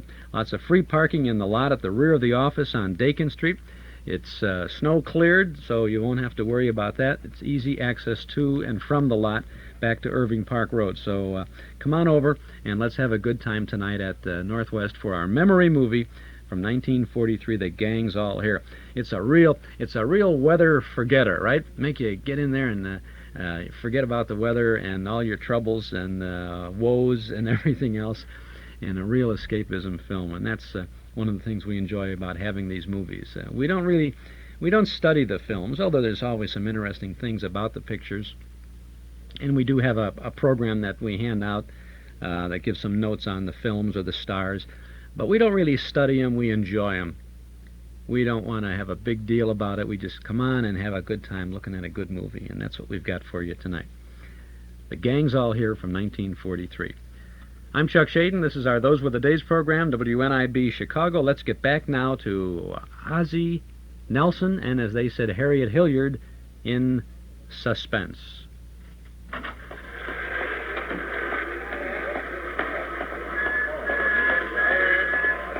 Well, good morning, Dr. O'Connor. Good morning, Clancy. Taking day off today? Yeah, that's right. Taking it easy. Say, how's the old gentleman this morning? Oh, he's all right. Well, I'm glad to hear it. He's a fine old man. Hello, Mr. Herman. Well, Dr. O'Connor, you come for your regular batch of medicines, I suppose. Yeah, that's right. How is Mr. O'Connor? Better, I hope. Well, I'm afraid he's been having a little pain lately. Oh, that's too bad. He's such a courageous old man, so cheerful. Yes. Every time I go by and he's sitting up there by his window, he waves. And all he sends is little remembrance at Christmas. Yes, your uncle is a real gentleman. Yeah, that's right. Well, what will it be today? Oh, the iron tonic, bismuth, 100 tablets, and refill the thiocyanate prescription. Here, I brought the bottles. All right, I'll get it for you right away. You got a prescription for the thiocyanate, a new one? No, but I'll sign it. Oh, sure, that's right. You can sign it. You know how it is, Doctor. We got to be careful of these things. You better give me the big tablets this time. Sure thing. You reach just over the counter there. You'll find the prescription blank. Just below there. You got it? Oh, yeah, thanks. There we are. But don't bother, Rabbit. All right. Let's see. That's $4.87. $4.87 here. Here, I got it even. Oh, and I say, Mr. Herman, I wonder if you could do me a little favor. Why, surely anything, Doctor. My uncle broke his glasses this morning. Oh, say, that's too bad. Yeah, he's almost helpless without them. Yes, that's right. I know he is. Yeah, I wonder if you could send them around to a good oculist in the neighborhood. Why, sure I could. No trouble at all. I'd go myself, but Well, he's not feeling too well this morning, and I ought to get right back. Whatever the bill is, you know I'm good for it. Don't you worry about that. Why, sure, I'll do that right away for you, Dr. O'Connor. Yeah, well, thanks. Thank you, Dr. O'Connor. Give the old gentleman my best, Doctor. Sure, I will. Dave? Yeah, the lawyer come? No, did you get the glasses? Yeah, I gave him to Mr. Herman. Come on in the kitchen. I got the medicine, Myra. Oh? Myra, do you know what these things are that he's been taking? No, not exactly. Well, this is bismuth. The stuff he takes after each meal, 3 or 4 of them. The stuff he's due to take right now. Dave. Now, wait a minute. These are thiocyanate. He only takes these once in a while for his heart. Just one of them. Less that one because I got bigger tablets this time. Dave, what are you trying to say? I'm trying to say, if he took 3 or 4 of these instead of his bismuth, by mistake, it would kill him. Dave, no. By mistake, I said. It couldn't be. Yes, it could. Look at the tablets. Can you tell them apart? Hardly. If they were in the wrong bottle. But afterwards, they'd know if they were in the wrong bottle. They'd know that somebody was... No, he'd think it was all right from the shape. But afterwards, we'd put them back in the right bottle. Well, then they'd know it couldn't be a mistake. They'd know he could read right on the bottle from the label. No, they wouldn't. They'd know he couldn't read the label. They'd know he couldn't read anything. His glasses. That's right, his glasses. And the oculist would have to swear to it. Dave, are you sure... Are you sure he can't see? He's blind as a bat without him. That much I know is real. Oh, Dave. Don't you see? It's the only way, Myra. It's a chance of a lifetime. No tampering with anything. No changing labels so they could analyze glue if they got suspicious. None of that. I know, but... And don't forget his lawyer's coming today. Well, couldn't we just tell him to go? What about the money? Oh, Dave, I can't think. The front door. That must be the lawyer now. Yeah, it is. I can see him standing outside. What should we do? Get rid of him. Well, hurry before he rings again. He might hear us. What'll I tell him?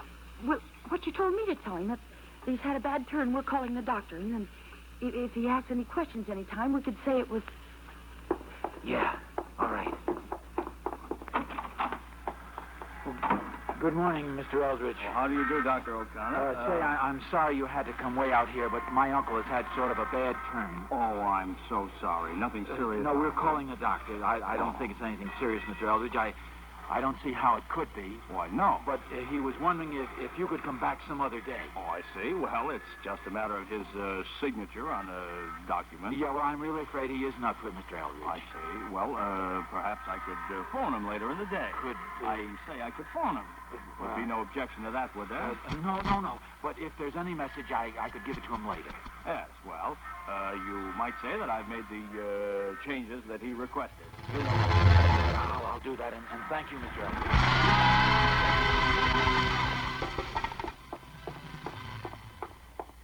Has he gone? Yeah. Did he... No, it was all right. What is it, Dave?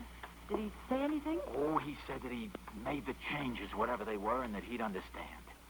He said that all he wanted was his signature on some document. His will? He didn't say that. Oh. Now or never, Myra. Oh, Dave, let me just think. Just for a minute. Come on, what about it? Yes. All right. All right. Here are the 2 bottles. Come on now. Oh, Dave, no. You've got to come. Why? Because you have. All right. You don't have to say anything. All right.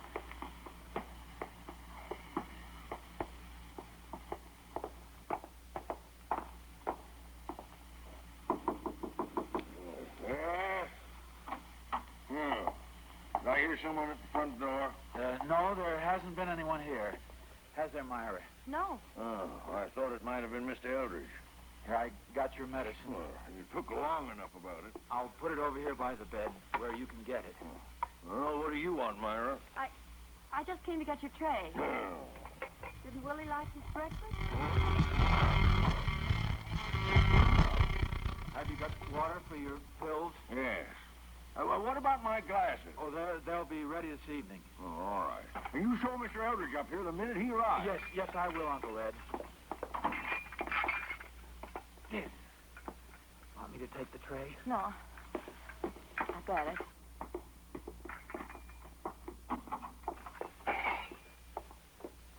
Oh, Dave, how could we? What's the use of that? It's done now. It's horrible. Don't you realize that that it's... Murder? All right, it is, and I'm glad. Dave, don't say that. What's the difference what you call it? It was the only thing to do. It's even better for him this way. David, I'm afraid. There's nothing to be afraid of. Listen. Yeah. He's wheeled himself over to take his pills. Dave, does it... Will it take long? At his age, and if his heart is anything like what the doctor says it is, no. Is it... Painful? No. Like a heart attack, that's all. What was that? He must have fallen. Then he... Yeah. A minute anyway. We ought to go up. No, wait a minute. But the bottles... There's plenty of time. Shouldn't you wear gloves or something? No, I thought it'd look funnier if there weren't any fingerprints. David, we ought to go up. Even if... I mean, it would look better. Oh, all right. We'll have to call the doctor. We'll have to anyway, either way. I suppose. Don't worry, it won't be like that. The wheelchair's empty. He's not here. Quick, look in the closet. No. Under the bed. Dave. Look, Willie. He's dead. The dog is dead, Myra. But how? There's a note on the chair. Oh, what? Dave, what is it? It's from him. It says, my dear niece. The last occurred which I have always known would someday inevitably.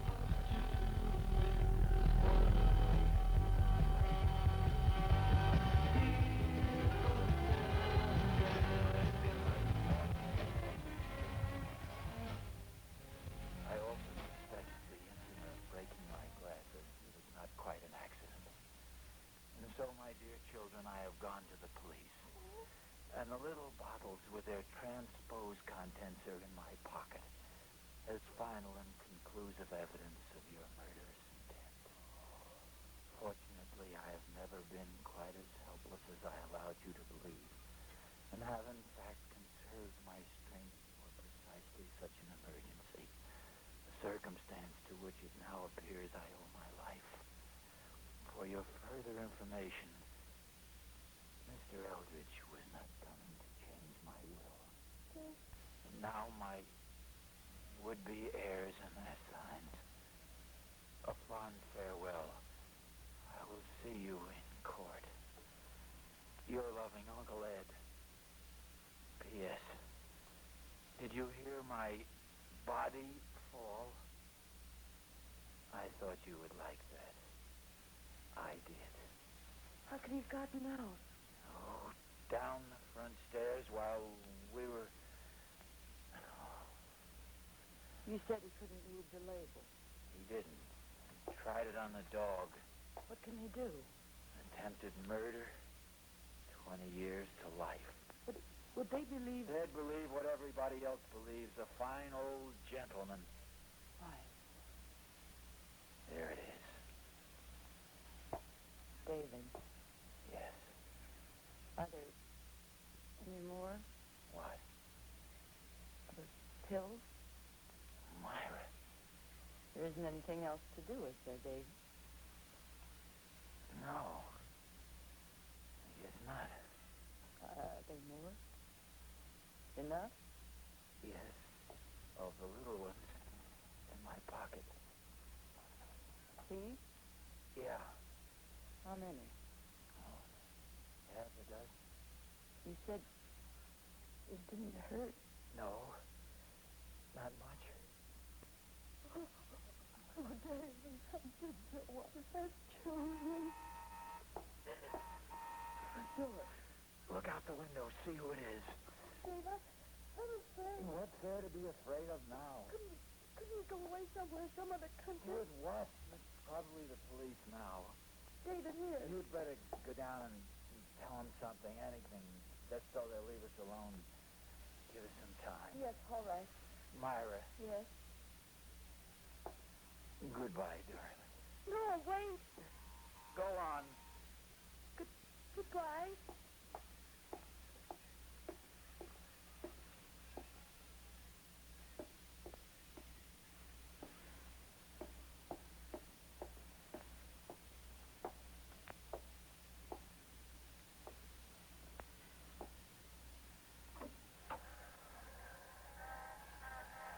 Yes, officer? Good evening, Mrs. O'Connor. I'm sorry, but Yes, Clancy, I know. I'm afraid you don't, ma'am. I've got some bad news for you, Mrs. O'Connor, about your uncle. Yes, Clancy, yes. I don't know how he could have got out there, but he was just hit by a car. Yes. Yes, ma'am. He's dead. Dead. Yes. Dead.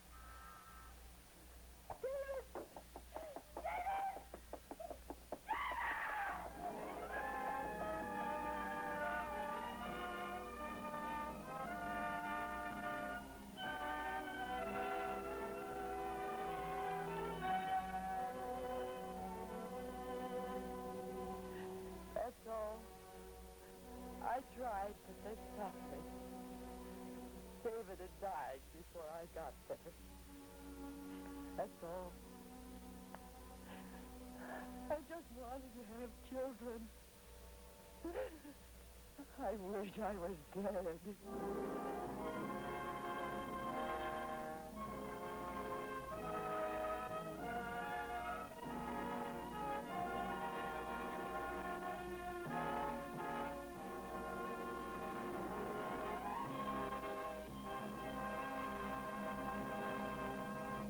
Suspense. Produced, edited, and directed by William Spears. Tonight you heard Ozzie Nelson and Harriet Hilliard as stars of Too Little to Live On. Now, Mr. Spears joins our stars at the microphone.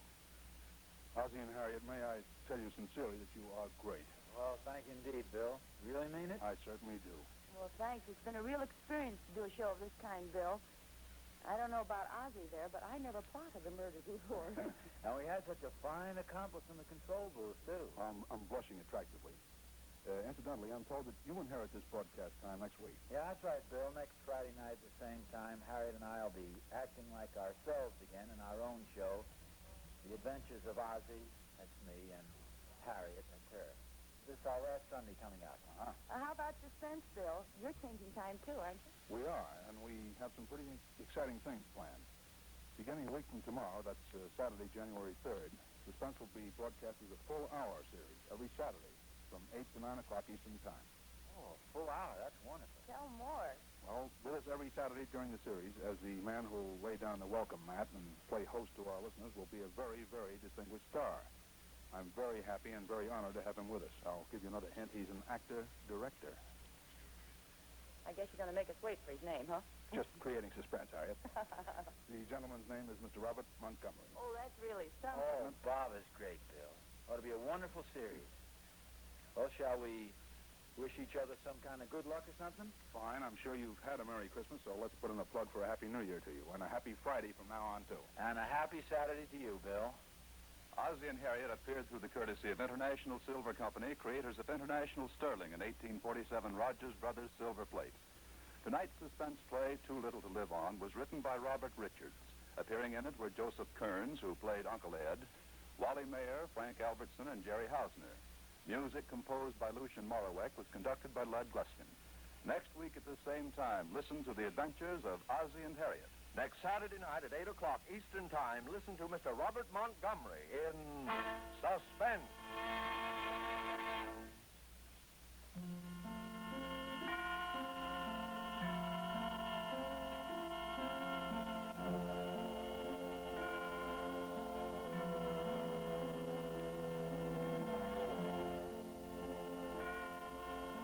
This is CBS, the Columbia Broadcasting System.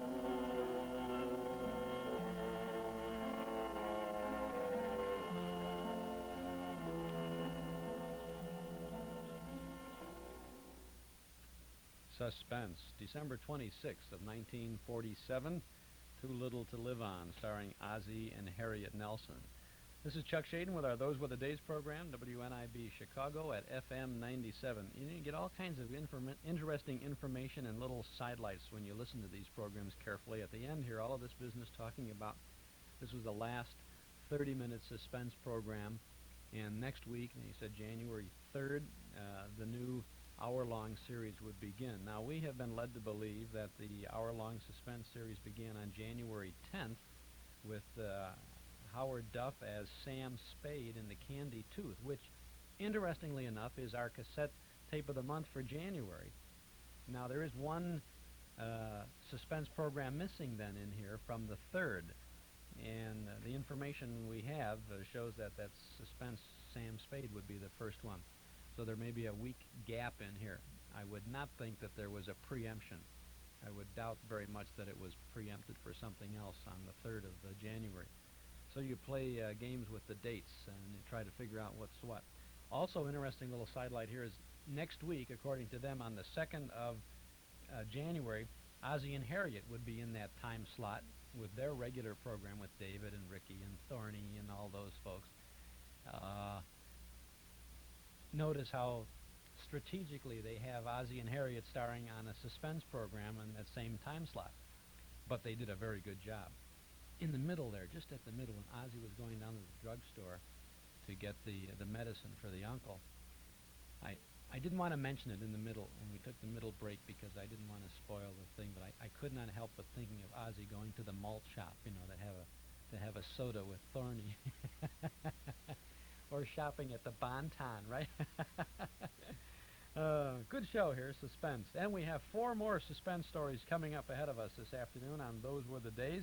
I'm Chuck Shaden, and we'll be listening into Ann Sothern next, starring in Beware the Quiet Man. Then we have Ray Milland, Cathy Lewis, and William Conrad in After the Movies. Desi Arnaz and Lucille Ball in The Red-Headed Woman. And finally, Edward Arnold and Joe Kearns again in Account Payable. All coming up on our Those Were the Days program.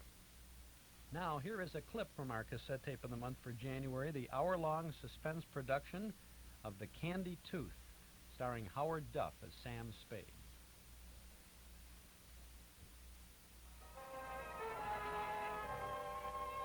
So far as I knew, Dundee, when you closed your books on the Maltese Falcon capers 7 years ago, Gutman was entered as dead.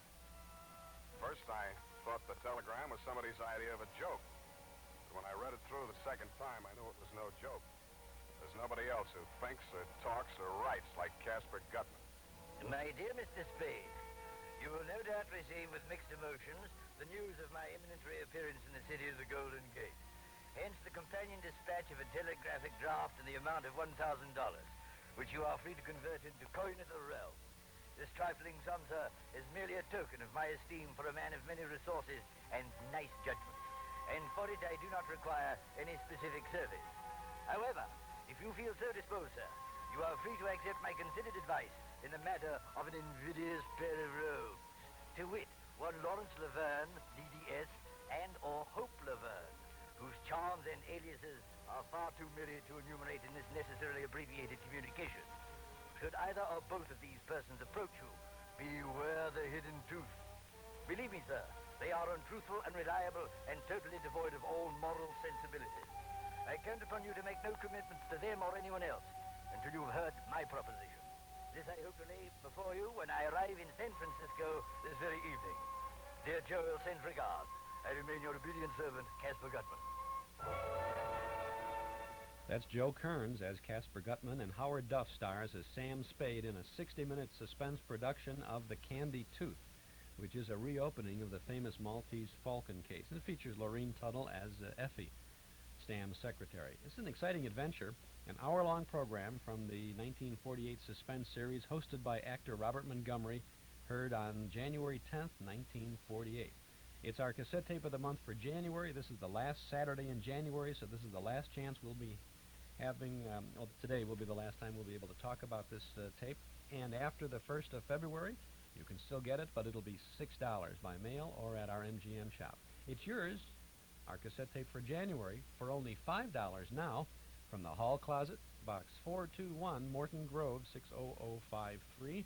Or you can get our tape through January at any of the 8 offices of Northwest Federal Savings, or when you visit our Metro Golden Memory Shop at 5941 West Irving Park Road, just east of Austin. Howard Duff in his radio role as Sam Spade in The Candy Tooth, a 60-minute tale well calculated to keep you in suspense. And if you enjoy these suspense programs we're broadcasting today, you sure will enjoy an expanded hour-long suspense program that we offer on our cassette tape for January. $5 from the Hall Closet, Box 421, Morton Grove, 60053.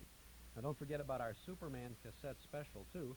For a limited time, you can get a 3-tape set of Superman adventures at 3 full hours for only $13 from the Hall Closet or at the MGM shop. It's the Superman origin story plus 3 complete adventures, all from 1940 in Mutual Radio. $13 by mail from the Hall Closet, Box 421, Morton Grove, 60053. Eden's Plaza Shopping Center, where plenty of free parking makes it a pleasure to shop your favorite store or service. Eden's Plaza Shopping Center, where Eden's Expressway, Skokie Boulevard, and Lake Avenue meet at Wilmette. Eden's Plaza Shopping Center. Easy to reach, easy to park, easy to shop. Quality plus value 7 days a week at Eden's Plaza Shopping Center in Wilmette. I'm Chuck Shaden. This is our regular Saturday afternoon get-together, our Those Were the Days program, WNIB Chicago at FM 97, Stars on Suspense this afternoon. Next star stepping up to the microphone is Ann Sothern, who was on radio as Maisie Revere, in the movies as Maisie, a very big MGM motion picture star. She was on television in the Ann Sothern Show and a series called Private Secretary.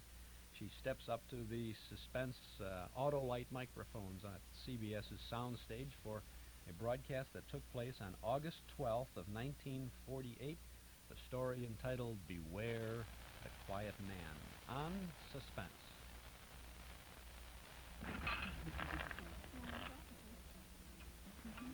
In just a moment, Suspense with Ann Sothern.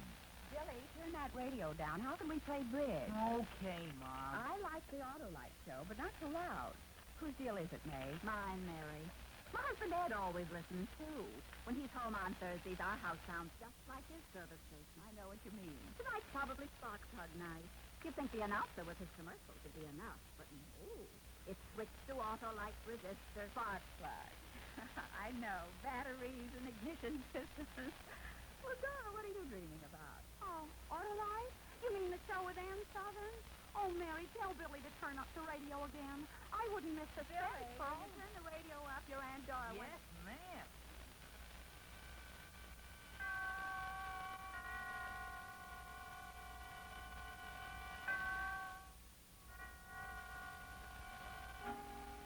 Suspense.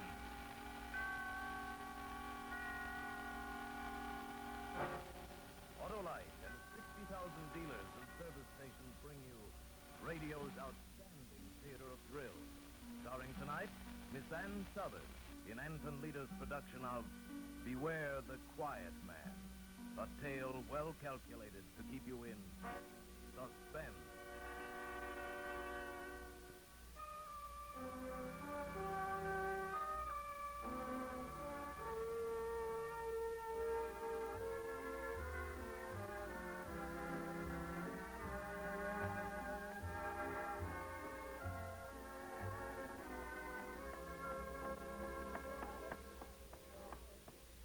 What do you have? Bourbon and soda with a twist of lemon. Okay, coming right up. Say, your name, Margie? Yeah. How'd you know? He generally come in here with a heavy-set guy, black wavy hair, who wears a big diamond? Yeah. Yeah, he was in a while ago. Said to tell you he'd be late, but for you to be sure and wait for him. But I can't wait. I gotta get home tonight. I gotta get home. How late do you say it'd be? Oh, about an hour. Oh, for crying out loud. Okay, give me some nickels. Here. Here you are. Thanks.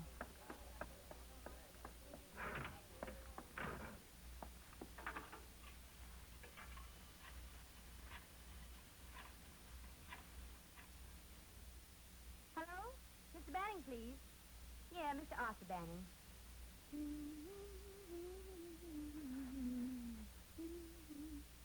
Arthur? Margie. I'm going to be late for supper.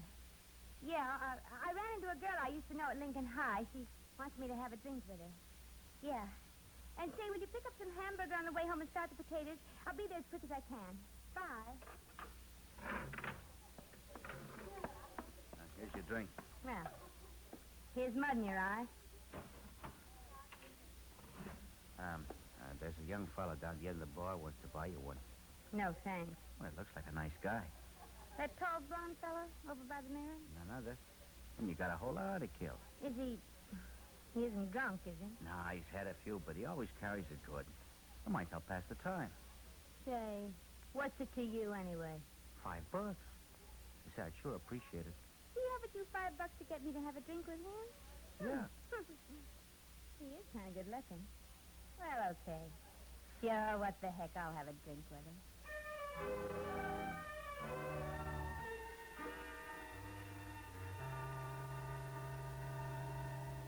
Okay, so you're married. Nothing wrong with having a drink together, so what? I figure what your old man don't know won't hurt it. I said I'd have a drink with you. If you've got any other ideas, I'll buy my own. Oh, now, don't get me wrong, honey. I spotted you as a good kid the minute you ankled in here. You just like excitement, that's all. And I'm the guy that can dish it out. Yeah. Yeah. You see, I'm a private eye. Yeah, no kidding, like you hear about on the radio. Gee, what a break for me. You just stick around me, honey, and you'll get plenty of excitement. Yeah, I'll bet. You know, you take this new client of mine now. Bet you anything he makes the headlines tomorrow. 10 to 1, he'll murder his wife. Oh, yeah, sure. He hired me to find out if his wife's been stepping out. I felt kind of sorry for the guy. Probably doesn't have the money to take her out himself. He's a bank teller at Second National. Bank teller? What's his name? Oh, honey, no, that stuff's confidential. Matter of fact, I'm not supposed to talk about cases at all. Oh, go on. I won't tell anybody. Well, no, you don't look like the kind of babe that blabs everything she knows. How about that drink, huh? Sure. Hey, Charlie, two over here, huh? In the works. You know, he sort of gave me the creeps, this guy. Just sat there eating his lunch, calm as you please, and all the time figuring how to kill his wife. How'd you know what he was figuring? Well, for one thing, he didn't want evidence for a divorce. He sort of looked at me funny and said, I just want to know, that's all. If Margie is stepping out, I'll take care of it my own way. Margie? Yeah, that's his wife's name, Margie. Hey, what's the matter? Nothing. Nothing at all. Hey, you don't look so good. Maybe you drank the last one too fast. No, I'm fine. I'm just naturally pale, that's all. You were saying about this client? You figure he's going to murder his wife? Oh, sure. It's in the back. Either that or suicide. Suicide? But he's more the type for murder. Oh, one of those big, brutal guys. Sort of mean-looking, huh? No. Quiet, mousy. Kind doesn't have much to say. Those are the guys you got to watch. But why? Because they never let you know what they're really thinking. Not until it's too late. They don't? You know, most guys, when they find their wives stepping, will raise Cain. Maybe they'll even get a divorce, but they don't get sore enough to murder. Yeah. But these quiet fellas, you know, they put the little woman on a pedestal. You wouldn't catch them out with other women, not in a million years. And when they discover their one and only's been kicking up her heels, oh, brother, watch out. Sorry.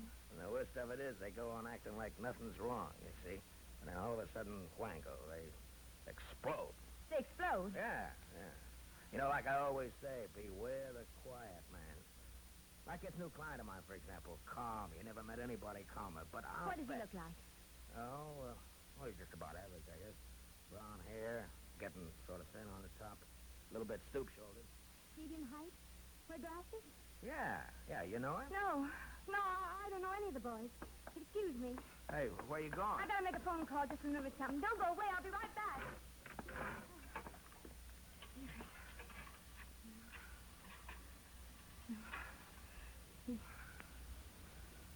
Ralph? Margie? I can't see you this afternoon. No, I'm not sorry about you being late. But whatever you do, don't come into Charlie's place. Yeah, that's where I am now. You bet there's something wrong. There's plenty wrong. Either this guy I'm talking to is crazy, or else Arthur's planning to murder me.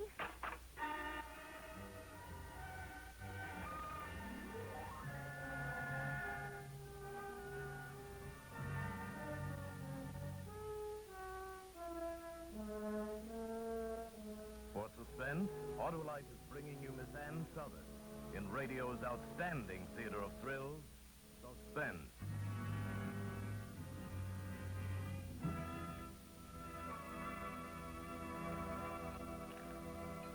Well, Dora, we're down 200 on that hand. Oh, are we? It's easy to see there's no playing bridge with you girls with Suspense on. So let's stop playing and switch to Auto-Lite spark plugs or whatever for the rest of the half hour, huh? Oh, Mary, I could kiss you. You're such an understanding sister-in-law, and I don't want to miss a single word. What about you, May? Dora, did you know that my husband knows Frank Martin, the Auto-Lite salesman? He does?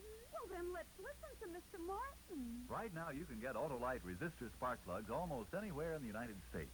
They're sensational. Why, no other spark plug will give and maintain such performance. Auto-Lite works with leading car and truck manufacturers, and they ignition engineered a 10,000 ohm resistor right into the Auto-Lite spark plug that permits a wider spark gap setting and maintains it far longer than another spark plug. Actually, when you replace your narrow gap spark plugs with a set of wide gap Auto-Lite resistor spark plugs, you can tell the difference in your car. Oh, dear. And to think that I'll hear every word of that again from Ed when I get home. Now, here's the simple lowdown.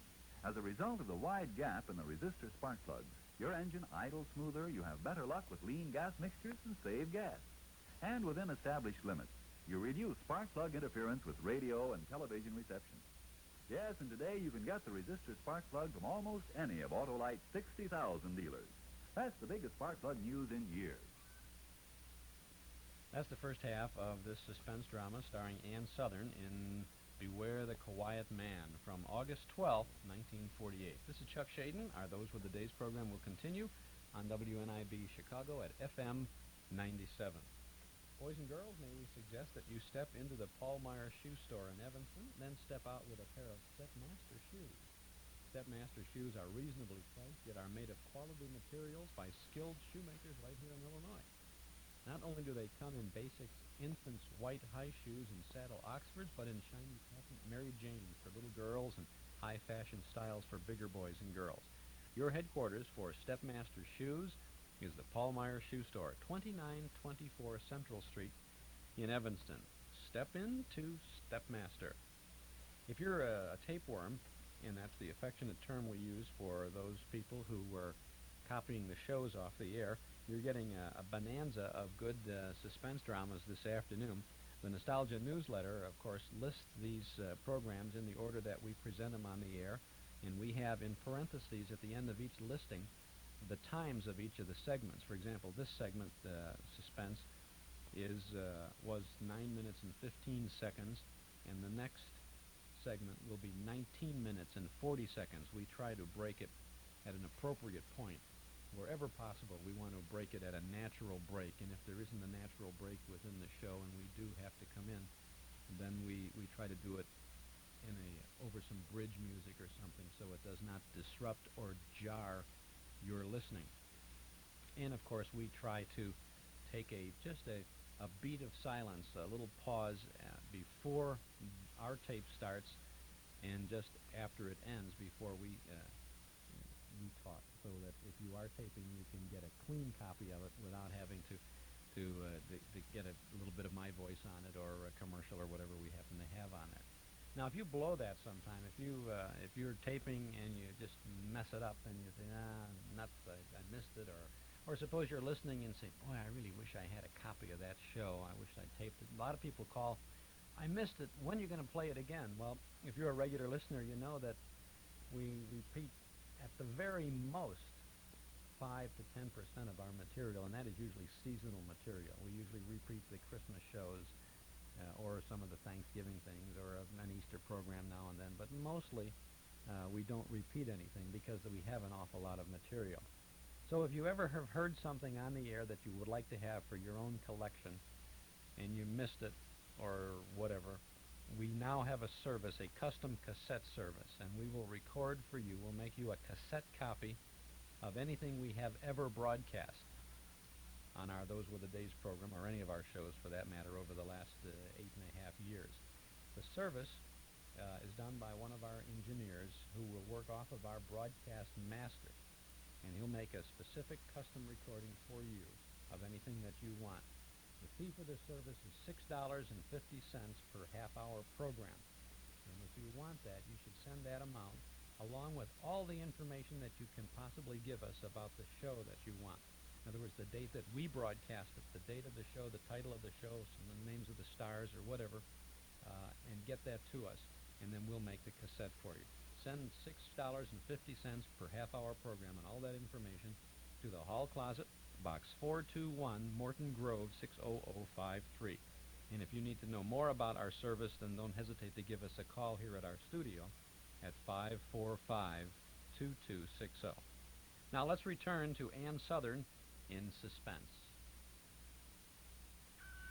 And now, Auto-Lite brings back to our Hollywood soundstage Miss Ann Sothern as Margie in Beware the Quiet Man, a tale well calculated to keep you in suspense.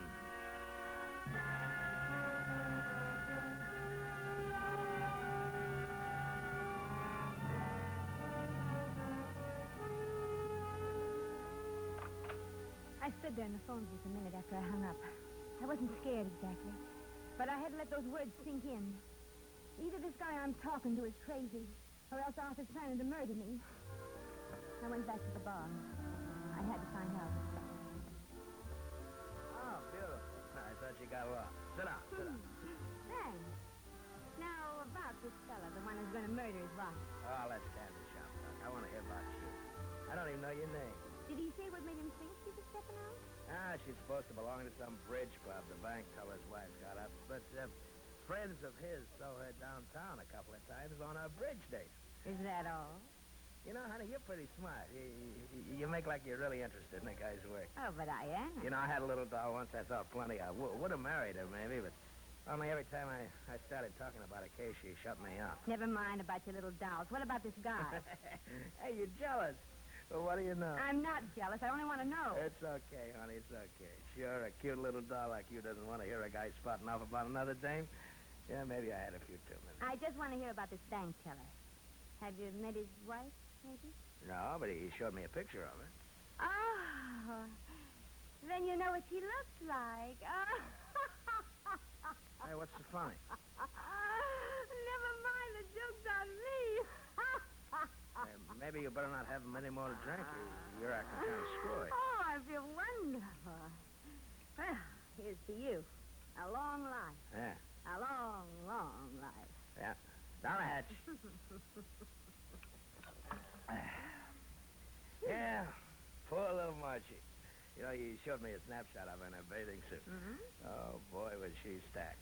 As a matter of fact, about your height and build, you're blonde like you, too. Was she as pretty as I am? I couldn't see her face. It's kind of blurred. He's bringing me a better picture of her tomorrow. Oh, I think I'd like another drink. You know, honey, you better start taking vitamins or something. You're pale as a sheet. I said I wanted another drink. Oh, sure. Hey, Charlie, two more the same, huh? Yeah, poor little Margie. You know, that's one thing I can never figure out. The cute little dolls with flirtatious eyes always pick some homely, quiet gink when it comes to settling down. And the handsome He-Man who has to beat off the dames with a club, what does he do? He marries a drab little pigeon. Yeah, that's why we get so many axe murders, I guess. Axe murders? Only in this case, he'll use a gun. But he doesn't have it. I mean, most bank clerks don't own guns. Oh, well, this one does. Now. Give me a light, will you? Yeah, sure. There you are. Hey, maybe if you lay off the booze, honey, and take a tonic or something, you'll feel better. Look at your hands. They're trembling. How do you know he has a gun? Oh, I get it. Why'd you tell me? Tell you what? You got a squeamish stomach. All this talk about guns and shooting. No, honey, I'm sorry. I won't say one more word about it, I promise. I'm not squeamish, and I don't need vitamins. I want to know how you know this bank teller guy has a gun. All right, so I'm going to a pawn shop and buy one. You know, honey, I could really go for you. The funny thing, we never even introduced ourselves. That's something we got to do. My name's Cluson. Lem Cluson. What's yours? You mean that man bought a gun and now he's home waiting to murder his wife in cold blood? Oh, no. He won't do anything until he gets my report. Oh. You see, tomorrow I check with her friends to see if she's been going to bridge club like she's supposed to. Yeah. And I meet my client for lunch and get a picture of Margie. Mm. And I take it around to the downtown bars to find out if she's been seen with anybody. And then I give my client the report when he gets off work. Yeah. And then? And if his suspicions are right, and they usually are, it's all over but the shooting. The shooting? Yeah. Bang, bang, honey. That's all. Bang, bang. Say, what'd you say your name was? I've got to get home.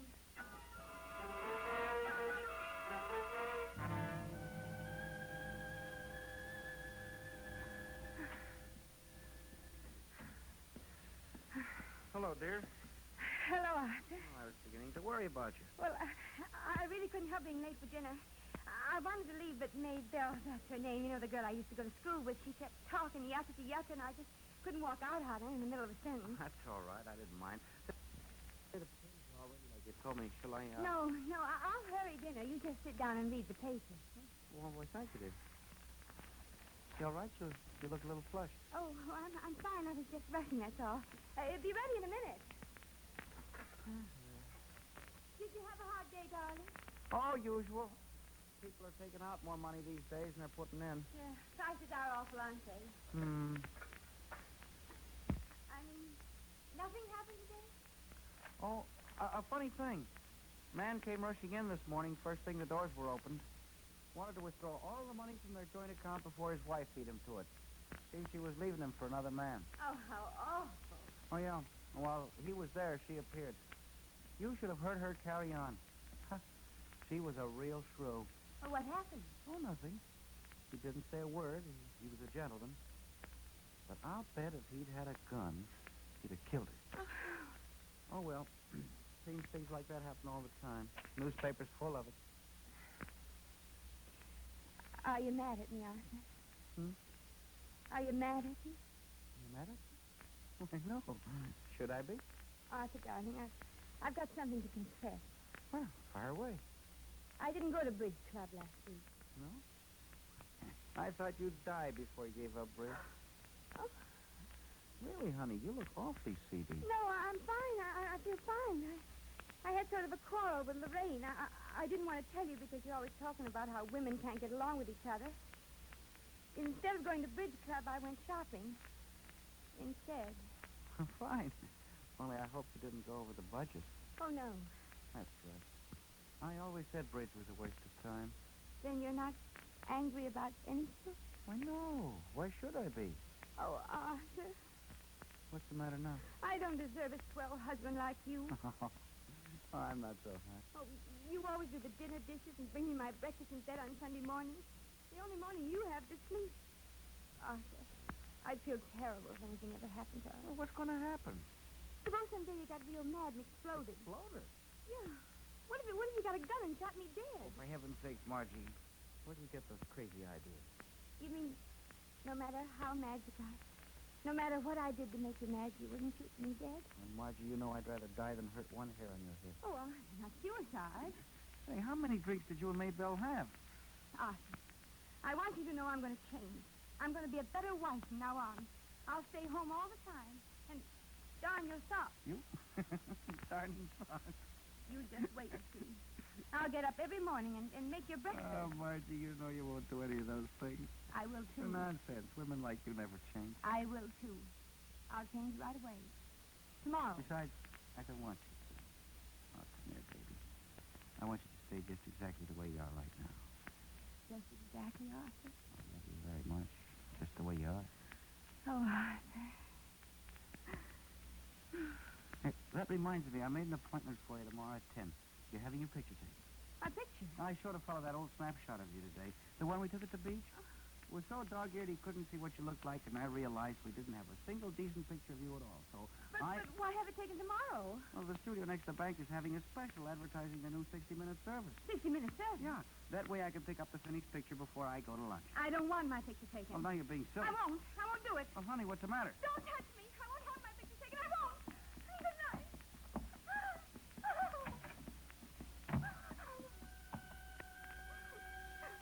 Sort of gave me the creeps, this guy. Sat there eating his lunch, calm as you please, all the time figuring how to kill his wife. Quiet, mousy. You gotta watch. Never let you know what they're really thinking. All of a sudden, wango, they explode. Bang, bang, honey. That's all.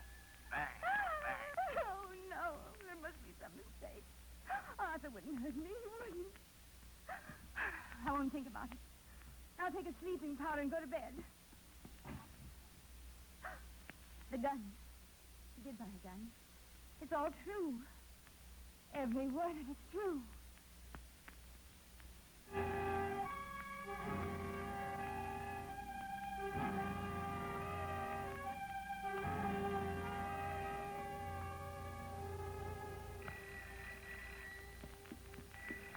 Hello?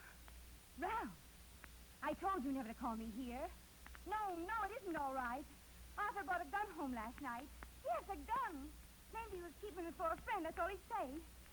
Here, I think so. Just a minute, I'll look. Ralph, the gun's gone. He must have taken it to work. Oh, well, don't you see? As soon as he finds out for sure, he'll kill... No. I never want to hear from you again. I gotta think. Oh, not the doorbell.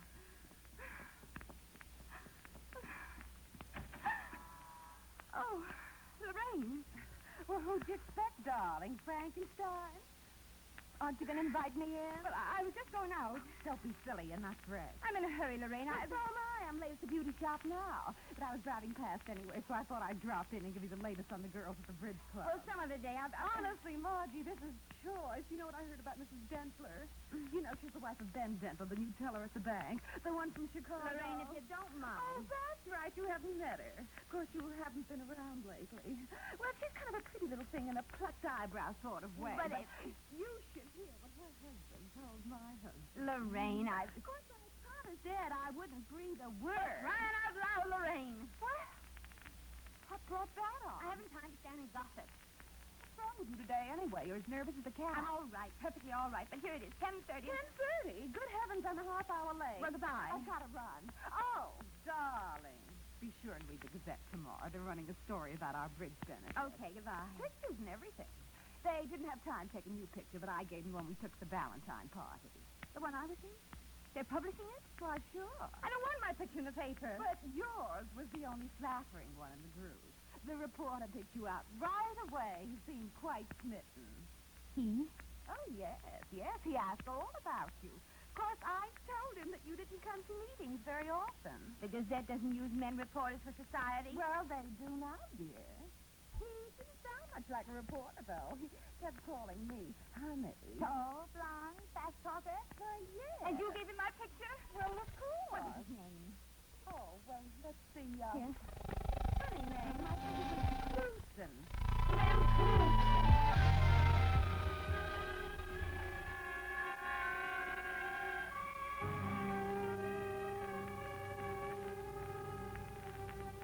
But, Charlie, it's a matter of life and death. I've got to get a hold of Lem before noon. Well, like I said, he ain't been in. You sure he never told you where he worked? No, he's gumshoed for some private detective boss. Oh, give me some nickels, lots of nickels. I got some telephoning to do. Acme Detective Agency. Do you have a man named Clusen working for you? Lem Clusen? No? Thanks. Brandon Agency? I want Mr. Clusen, Lem Clusen. Oh. Yeah, I guess I have the wrong number. Hawkshaw Detective. I'm looking for a man named Lem Clusen. No, I don't want to hire you to find him. But you're the last one in the book. He's got... Okay, sorry.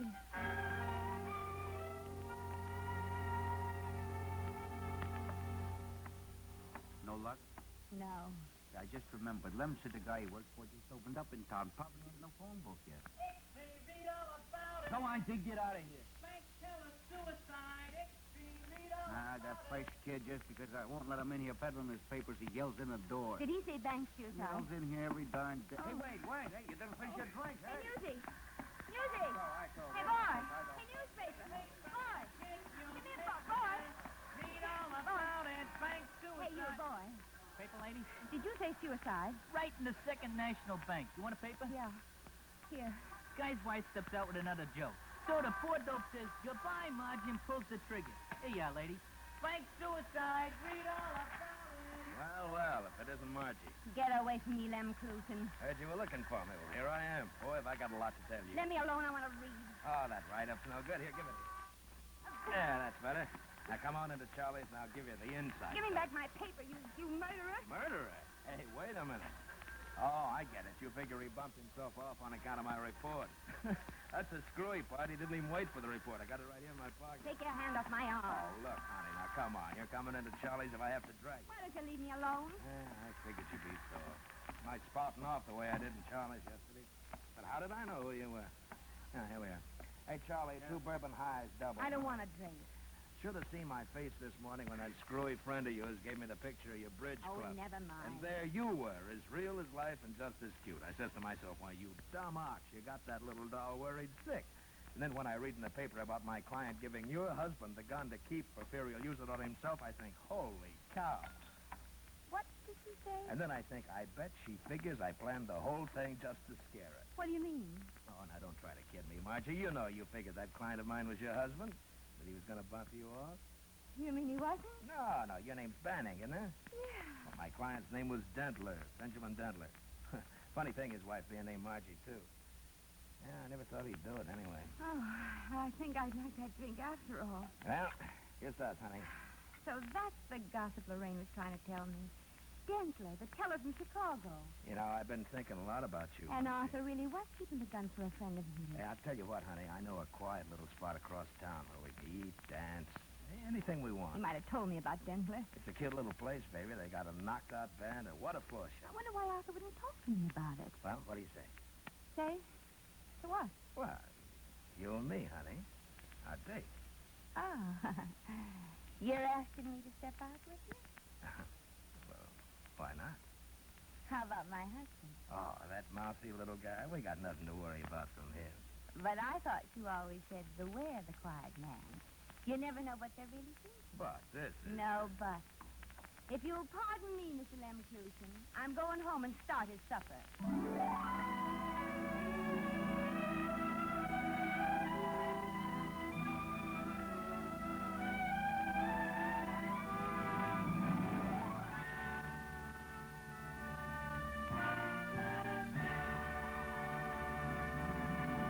Thank you, Ann Sothern, for a splendid performance. Miss Sothern will be back in just a moment. Dora, I apologize. That show was better than a 6 no-trump hand. Why, Mary, first thing you know, you'll be in Ed's class, quacking about Auto-Lite resistor spark plugs like Donald Duck. Deal me a great big hand, Mary, and watch me get back that 200 we went down. You know, I must get me a set of those spark plugs. Why not? Ask Ed tomorrow to put a set of those Auto-Lite resistor spark plugs in your car. Oh, well then, May, will you tell Ed I'll be over tomorrow? I certainly will. My old car's going to get Auto-Lite resistor spark plugs, too.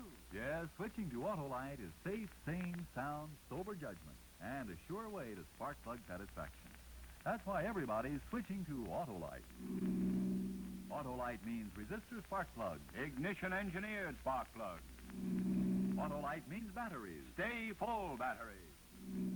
Auto-Lite means ignition system. The lifeline of your car.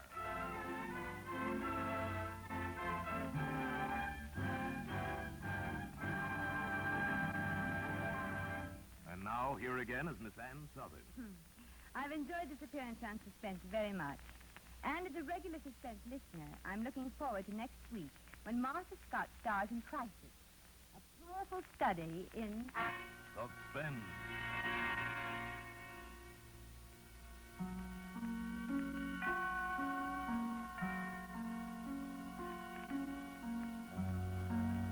Ann Sothern appears by courtesy of Metro-Goldwyn-Mayer Studios, producers of Julia Misbehaves, starring Walter Pigeon and Greer Garson. Tonight's suspense play was written by Toby Hall, with music composed by Lucien Morawick and conducted by Lud Gluskin. The entire production was under the direction of Anton M. Leader. Next Thursday, same time, you will hear Martha Scott in Crisis.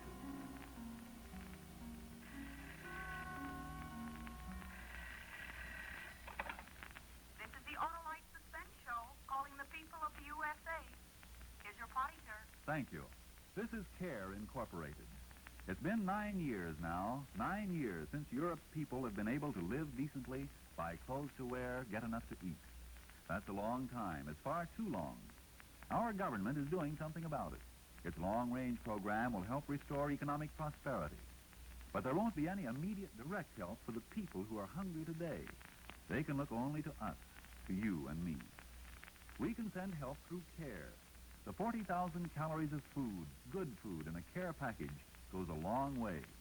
Because CARE is non-profit, government approved, it will deliver your package in Europe for just $10. $10 sent to CARE will supplement rations of a family of 4 Europeans for a month. Won't you help? Remember the name and address, CARE, C-A-R-E, New York. Good night. Switch to Auto-Lite. This is CBS, the Columbia Broadcasting System.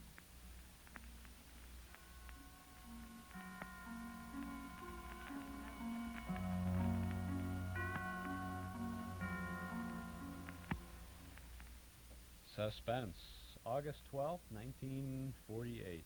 Ann Sothern in Beware the Quiet Man. So we've heard 3 of our 6 suspense stories this afternoon on our Those Were the Days program. I'm Chuck Shaden on WNIB, Chicago at FM 97. 3 more ahead of us. Ray Milland stars next with Cathy Lewis and William Conrad in After the Movies, a suspense drama produced by Elliott Lewis. Then we have The Red-Headed Woman starring Lucille Ball and Desi Arnaz. And then we have Account Payable starring Edward Arnold with Joe Kearns. All 3 of them are Auto-Lite sponsored programs from, well, the first was 1950, and then Desi and Edward Arnold are from 1949. A lot of good suspense drama coming up for us this afternoon. When you get our Nostalgia newsletter and radio guide for February, and our regular listeners will receive theirs at the beginning of the week, we've sent everything all to the post office this morning, and it goes by first-class mail, so the February issue is in the mail, and you should have it on Monday or Tuesday. Anyway, you'll find a very nice picture of George Burns and Gracie Allen on the cover, and that's just the beginning of the nice material we have for you in our February newsletter. Articles from and about the past, plus the complete listing of our Saturday afternoon Those Were the Days broadcast schedule. It's all there, and it's all yours for just $7 for a 1-year subscription. That's 10 issues, and you can subscribe right now when you call 545-2260. That's 545-2260. We'll begin your subscription with the February issue, which we'll mail to you at the beginning of the week by first-class mail, and we'll include an invoice along with your first copy. Now, in the February newsletter, we have articles about Johnny Desmond, an article about the Armed Forces Radio Network, including a photograph of G.I. Jill, a story about the Cliff Johnson family having breakfast around the radio microphone every morning, and another look at the career of Parker Fenley, the Titus Moody of Allen's Alley. Call 545-2260 to subscribe to our Nostalgia newsletter. That February issue also features letters from listeners. There's a letter in the February issue asking about Superman cartoons in the theaters, and we answer that question very interestingly with a photograph of the original Superman, Kirk Allen, who was in the Superman serial. And those cartoons and Kirk Allen are going to be our guests at a Northwest Federal program later in February, and that's all in our newsletter, too. Of course, we have advanced news of the Saturday night programs and our old-time radio lineup for Saturday afternoons here on WNIB. We give you information about each vintage show that we broadcast, including names of stars and other cast members, original broadcast dates, network information, even the times of each segment that we present, so when you're taping, you've got all that information handy. Subscribe now, 545-2260. Get a year's worth of fun and facts about the good old days. A 1-year subscription, $7. Call us now at our studio, 545-2260. If you want, you can simply send $7 to Nostalgia Newsletter Box 421, Morton Grove 60053. But why not pick up the phone now and give us a call at 545-2260. If the line is busy when you call, we sure would appreciate it if you'd wait just a second and then dial back, 545-2260.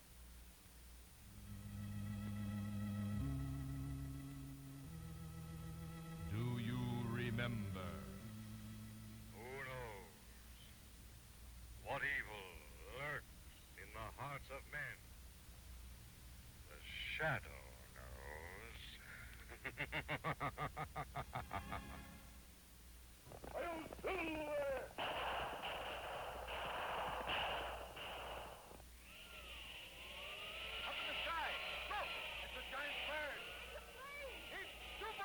The Golden Days of Radio, brought back once more by Mark 56 Records. What wonderful memories. Relive them again with The Shadow, The Lone Ranger, The Green Hornet, Burns and Allen. You can buy these and over 100 other original radio broadcasts on Mark 56 LP Records. A gift for remembering. Major Bowes, Tarzan. Hundreds of old-time radio shows on records, on cassettes, and on 8-track tape are available at our Metro Golden Memory Shop, 5941 West Irving Park Road, just east of Austin. We're open Monday through Friday from 11 till 5:30, Saturday till 7:30, and Sunday from noon to 5. You can use your MasterCharge or Visa card at our Metro Golden Memory Shop. We're open now, and we'll be open this evening till 7:30. So if you're coming to our memory movie tonight at Northwest Federal, you might want to stop by at the MGM shop, snoop around for a while, and then head over to the movie, because we're open till 7:30, and the film begins at 8 o'clock, and the doors at Northwest open at 7:30.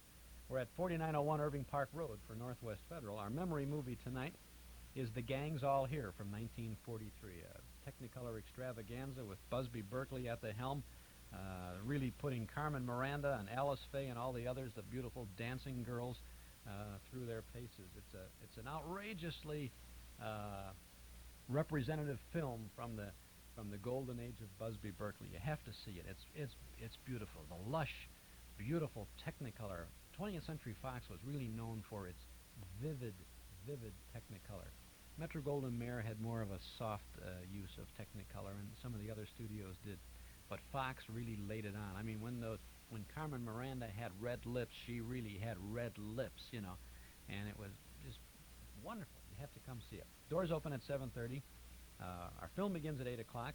Donation is $1.25 per person, with all proceeds being donated to recognized charities. We'll be there tonight. Cabin fever has gotten to us, and maybe to you, so let's come on out and have a good time, see a good old movie. Tonight at Northwest Federal. Now we're continuing with our suspense program as we continue to listen in to some of the good shows from not so long ago. This is from December 7th of 1950, and Ray Milland is the star in a suspense drama entitled After the Movie.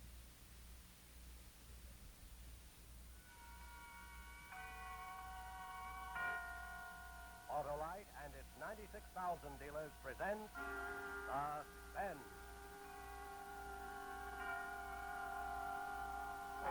Tonight, Auto-Lite brings you After the Movie, a suspense play starring Mr. Ray Milland. I'd been called to jury duty a couple of weeks before all this happened. It was one of those kind of sensational trials. And the judge told us jurors not to go out in any public places where we might be approached or influenced. So I'd been sticking pretty close to the hotel. So it was a real treat when they said we were free for a couple of days because the witness was sick. Of course, the movies is the public place, but Ann didn't think that would really count, and neither did I. We went to the early show across the street from the hotel and got out about 9:30. I thought she was darling.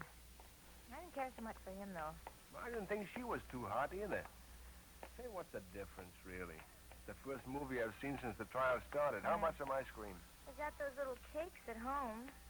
Some ice cream might go nice with them. I don't know if I can go home. I mean, this jury thing, Oh, you know. you're free for a couple of days. Isn't that what they told you? Not going to do any harm for you to sleep home tonight. Nah, I suppose not. What kind you want?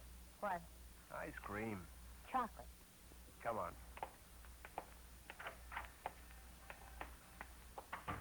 Well, hello there. How are you this evening, folks? Yeah, fine. What can I do for you? About a quart of ice cream, chocolate. Right. Say, how's the trial going? You're on the jury, aren't you? Yeah, but I'm not supposed to talk about it. Oh, yeah, I should know better than to ask. Yeah, I bet you we have 5, 7 jurors a day come in here from the hotel across the street. Hey, you think you've been on this trial a long time? Some people stay on for months. Well, I'll tell you what I think about this Harmon fella. I'm not supposed to let anybody talk to me about it either. Oh, say, that's right. I forgot about that. Well, that'll be 60 cents. Yeah, I got it, Ann. Now, what did I do with my wallet? No. Here. That's 60 out of 1. And thank you. Well, I hope now that you know us, you'll trade here sometimes even after the trial's over. My name is Adelson. Well, I'm Mr. Bennig, and this is my wife, Ann. I'm happy to know you. I hope you'll be through with the thing real soon. I hope so, too. Good night. Al, Yeah. look what I found. What? An envelope on the floor right here. Somebody dropped something, huh? Yeah. It's open, too. I wonder if we should, to find the owner. Say. Hey. Money, bills. Hey, let me see. How much is there, Al? Al? How much, Al? $10,000. Huh? 10,000? Who dropped $10,000 on the floor of a drugstore? In just a moment, Mr. Ray Milland in the first act of After the Movies. Hello there, Harlow Wilcox. Why, it's Santa Claus. That's right. What are you doing here, Santa? Well, I thought you'd like to hear about Dasher, Dancer, Prancer, and Vixen. Your reindeer? No, my ignition-engineered Auto-Lite spark plugs. On a sleigh? Oh, well, I turned in my sleigh for a sky sedan, and since I replaced my worn-out reindeer, spark plugs with ignition-engineered Auto-Lite spark plugs, why, I've been getting... I know. Smoother performance, fast start, gas saving. Ignition-engineered Auto-Lite spark plugs, are world famous for quality and dependability. How right you are, Harlow. Now I know what you mean when you say... Ignition-engineered Auto-Lite spark plugs are designed by the same Auto-Lite engineers who designed the coil, distributor, and all the other important parts of the complete ignition systems used as original factory equipment on leading makes of America's finest cars. That's why Auto-Lite spark plugs work as a perfect team with your car's ignition system. Well, hang up a big stocking, Harlow. You've been a good boy to tell me about ignition-engineered Auto-Lite spark plugs. Glad to do it, Santa. And whether you choose the resistor type or the standard type, you'll be right. Because you're always right with Auto-Lite. Suspense, that's the first segment of this program. Talk about Christmas commercialism, huh? Commercialism at Christmas. They got Santa Claus pitching for Auto-Lite spark plugs here with Harlow Wilcox, no less. We'll get back to this in just 1 minute. Sony offers just about the best color TV you can buy these days. Sony Trinitron television is about as close as you can come to trouble-free TV viewing. That sharp, crisp Sony picture is the best television around, and though your Sony will probably cost more than most conventional TV sets, when you figure it out, Sony is better, is really your best TV buy. See Sony Television at Townhouse TV and Appliances, 7243 Touhy Avenue, just west of Harlem. Townhouse TV and Appliances open Monday, Thursday, and Friday nights till 9, Saturday until 5. I'm Chuck Shaden on WNIB. This is our Those Were the Days program. Stars on Suspense this afternoon. Let's return to Ray Milland and Suspense. And now with After the Movies and the performance of Mr. Ray Milland, Auto-Lite hopes once again to keep you in suspense.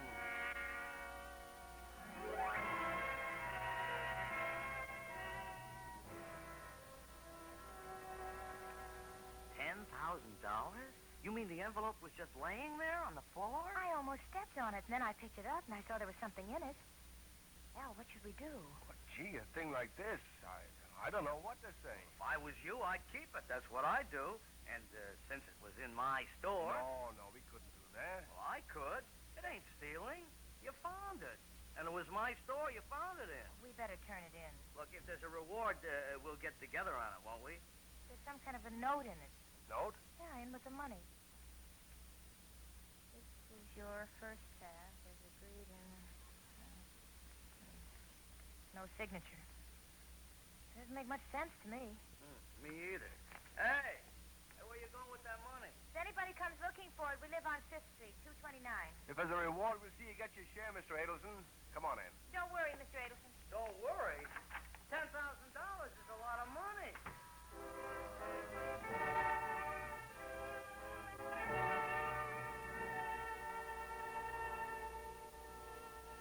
I said there was nothing to worry about, but I wasn't feeling quite as breezy as I thought. $10,000 is an awful lot of money. Ann was still trying to figure it out when we got home. One thing I'd always said about Ann, she had a good mind. Now she remembered the note, and she took off from there. Al, it must mean something. It was written to somebody. It must mean something to them. And after all, it's $10,000. Let's get on with the ice cream. Oh, all right. Look, Annie, if nobody claims it by tomorrow, we'll put an ad in the paper or something. It's not our worry. Yeah, chocolate. We could keep it, couldn't we? I mean, the law says finders keepers. If nobody can prove it's theirs, we can keep it, can't we? Isn't there a law? Well, I guess as far as the law is concerned, we could keep it. Of course, we'd have to give part of it to Mr. Eggleston. Mm-hmm. I don't know, Al. That money belongs to somebody. All right. If they claim it, all right. If they don't, well, all right. Why worry about it? It belongs to whoever that note was written to. Uh-huh. Now, listen. This is your first half as agreed in the EH business. But if they are not hung up when the time comes, don't expect to get the rest or stay healthy very long. No signature. No signature. Al, that last part about staying healthy, that's a threat. That's what it is. Threat? Well, yeah, it could be. The man who's giving the money is threatening the man who's getting it, that if he doesn't... Doesn't what? Al, don't be so dense. Help me a little. Doesn't do what they're paying him to do. It's a bribe. Don't you see, Al, this money is a bribe. A bribe? Hey, that's right, Annie. You could be right at that. Well, now we're getting somewhere. All right, a bribe. And it has something to do with something being hung up. If they are not hung up when the time comes, it says. What could be hung up that's so important to anybody? Jury. That's it, a jury that can't reach a verdict. Al, I'll bet that's it. Somebody is trying to bribe somebody on a jury to... To what?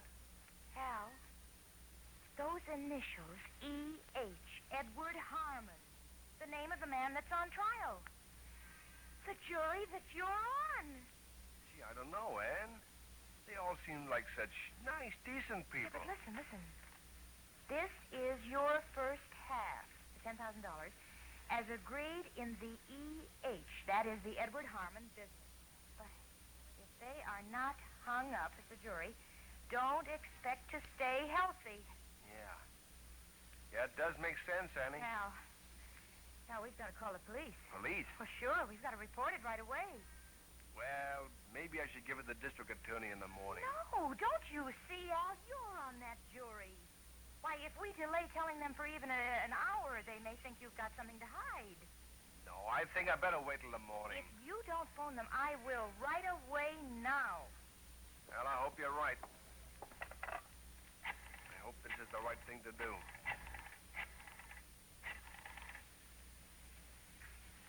My name is Albert H. Bennick.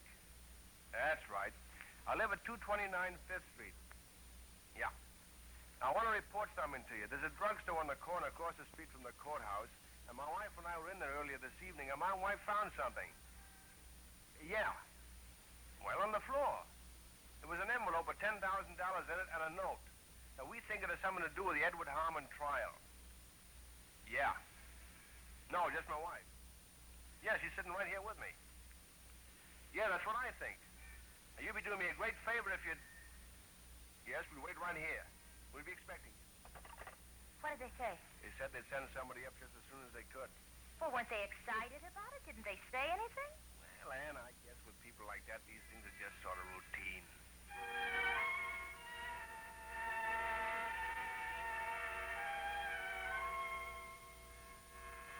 That must be them now, Al. I'll go. I must say they took their time about it. Oh, good evening, gentlemen. Come in. Thanks. You Mr. Bennick? Albert H. Bennick? That's right. This is my wife. How do you do? No, how do you do? I sort of expected to see someone in uniform. I should have known, I suppose. Uniform? Yes, you gentlemen are from the police, aren't you? No. No, we're not. Oh? You expecting the police, lady? Yes, we were. Better not take too much time, Johnny. I think you people got something that belongs to us.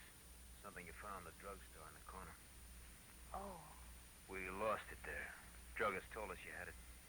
Well, we did find something, yes. 10 grand. And 500s in a white envelope. Well, I guess it's theirs, all right, Ann. Yes, but... But what? Well, I'm sure it's yours, but there was something else, too. We better just give it to him, Ann. The note. I always said that was foolish. There was a note. Yes. Did you read it? Well, we glanced through it, of course. We thought it might tell us who the money belonged to. And it did, didn't it? No, oh, no. Come on, lady. Now, wait a minute. This is a gun, man. Good. The note told you that the dough was to buy off somebody on the jury of the Harmon trial, didn't it? You talk too much, Johnny. Come on, let's get out of here. What's the difference? Use your head. All right, what about it, Mrs. Benny? How did you know it was in the note? We gotta know these things. We work for Mr. Harmon. We know you're on the jury, too, Mr. Benny. Al? Where are you from, Mrs. Benny? I mean, where do your folks live? What part of the country? Why, Washington. Spokane, Washington. All right. Mr. Benny, you go on down that trial tomorrow. Just know nothing had happened. Anybody asks you about your wife, you tell them she's gone on a little visit to her folks in Spokane. Visit to my folks. The case will go to the jury on Friday. If everything goes like it should, your wife will be back here safe and sound first thing Monday morning. Oh, good Lord. But you can't do a thing like this. You Be can't. reasonable, Mrs. Benny. We gotta.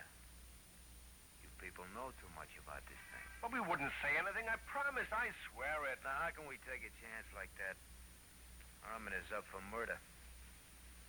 Better get your things together, Mrs. Bennick. Go with us, Sam. We ain't got all night, though. I'll take the money, Mr. Bennick, before I forget it. Thanks. I hope you understand our position. What are you going to do? Well, obviously, the money went to the wrong party.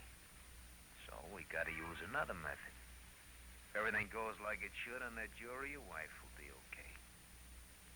But if it doesn't... You can't. You can't do that. Oh, but we can. Saves us a lot of money, too. And, Mr. Bennick, not a word to the authorities. Your wife would make a cute corpse.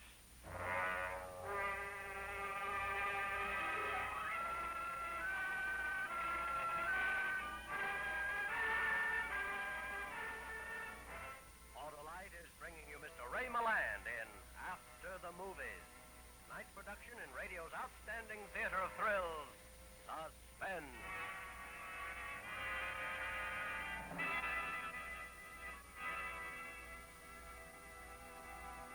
Hey, Santa Claus, no kidding. Did you really name your Auto-Lite spark plugs after your reindeer? I certainly did, Harlow. How come? Well, for one thing, those reindeer were always unexcelled for fast starts, smooth performance, and gas savings. And so are those ignition-engineered Auto-Lite spark plugs. They sure are, Harlow. And, of course, those reindeer are famous as a perfect team. Just as ignition-engineered Auto-Lite spark plugs are famous for working as a perfect team with your car's ignition system. Because, you see, they're designed by the same Auto-Lite engineers who design the complete ignition systems, used as original factory equipment on many leading makes of America's finest cars. Well, that's why you say they're ignition-engineered, eh, Harlow? Sure, Santa.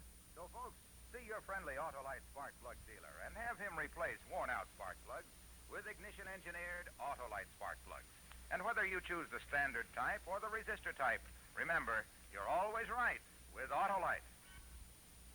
Santa's staying over to do another spot for Auto-Lite. My goodness gracious. This is Chuck Shaden. Those were the day's program. WNIB Chicago, FM 97. Ray Milland is starring in After the Movies, a good suspense drama from December 7th of 1950. Paternal Foremost Liquors at 5303 Milwaukee Avenue at Central, just north of Foster. That's where fine wines have been a part of family tradition for 3 generations. Put a visit to Paternal on your agenda, and you'll be amazed at the fabulous wine cellar. Choose from hundreds of different wines from every corner of the globe and chat with a member of the Paternal family who'll be pleased to help for the perfect wine to make an ordinary event a special event. Paternal Foremost Liquors, Chicagoland's one-stop beverage mart for imported and domestic wines, beers, cordials, soft drinks, whatever. Visit the wonderful world of Paternal Monday through Saturday from 9 in the morning till 10 at night. Sunday from noon to 6. Paternal Foremost Liquors, 5303 Milwaukee Avenue at Central, just north of Foster. Eden's Plaza Shopping Center, where Eden's Expressway, Skokie Boulevard, and Lake Avenue meet at Wilmette. Eden's Plaza Shopping Center, where you'll find quality merchandise for the entire family. Eden's Plaza Shopping Center. Easy to reach, easy to park, easy to shop. Shop and save 7 days a week at Eden's Plaza Shopping Center in Wilmette. Let's get back now to Suspense. And now, Auto-Lite brings back to our Mr. Ray Milland in Elliott Lewis's production of After the Movie. A tale well calculated to keep you in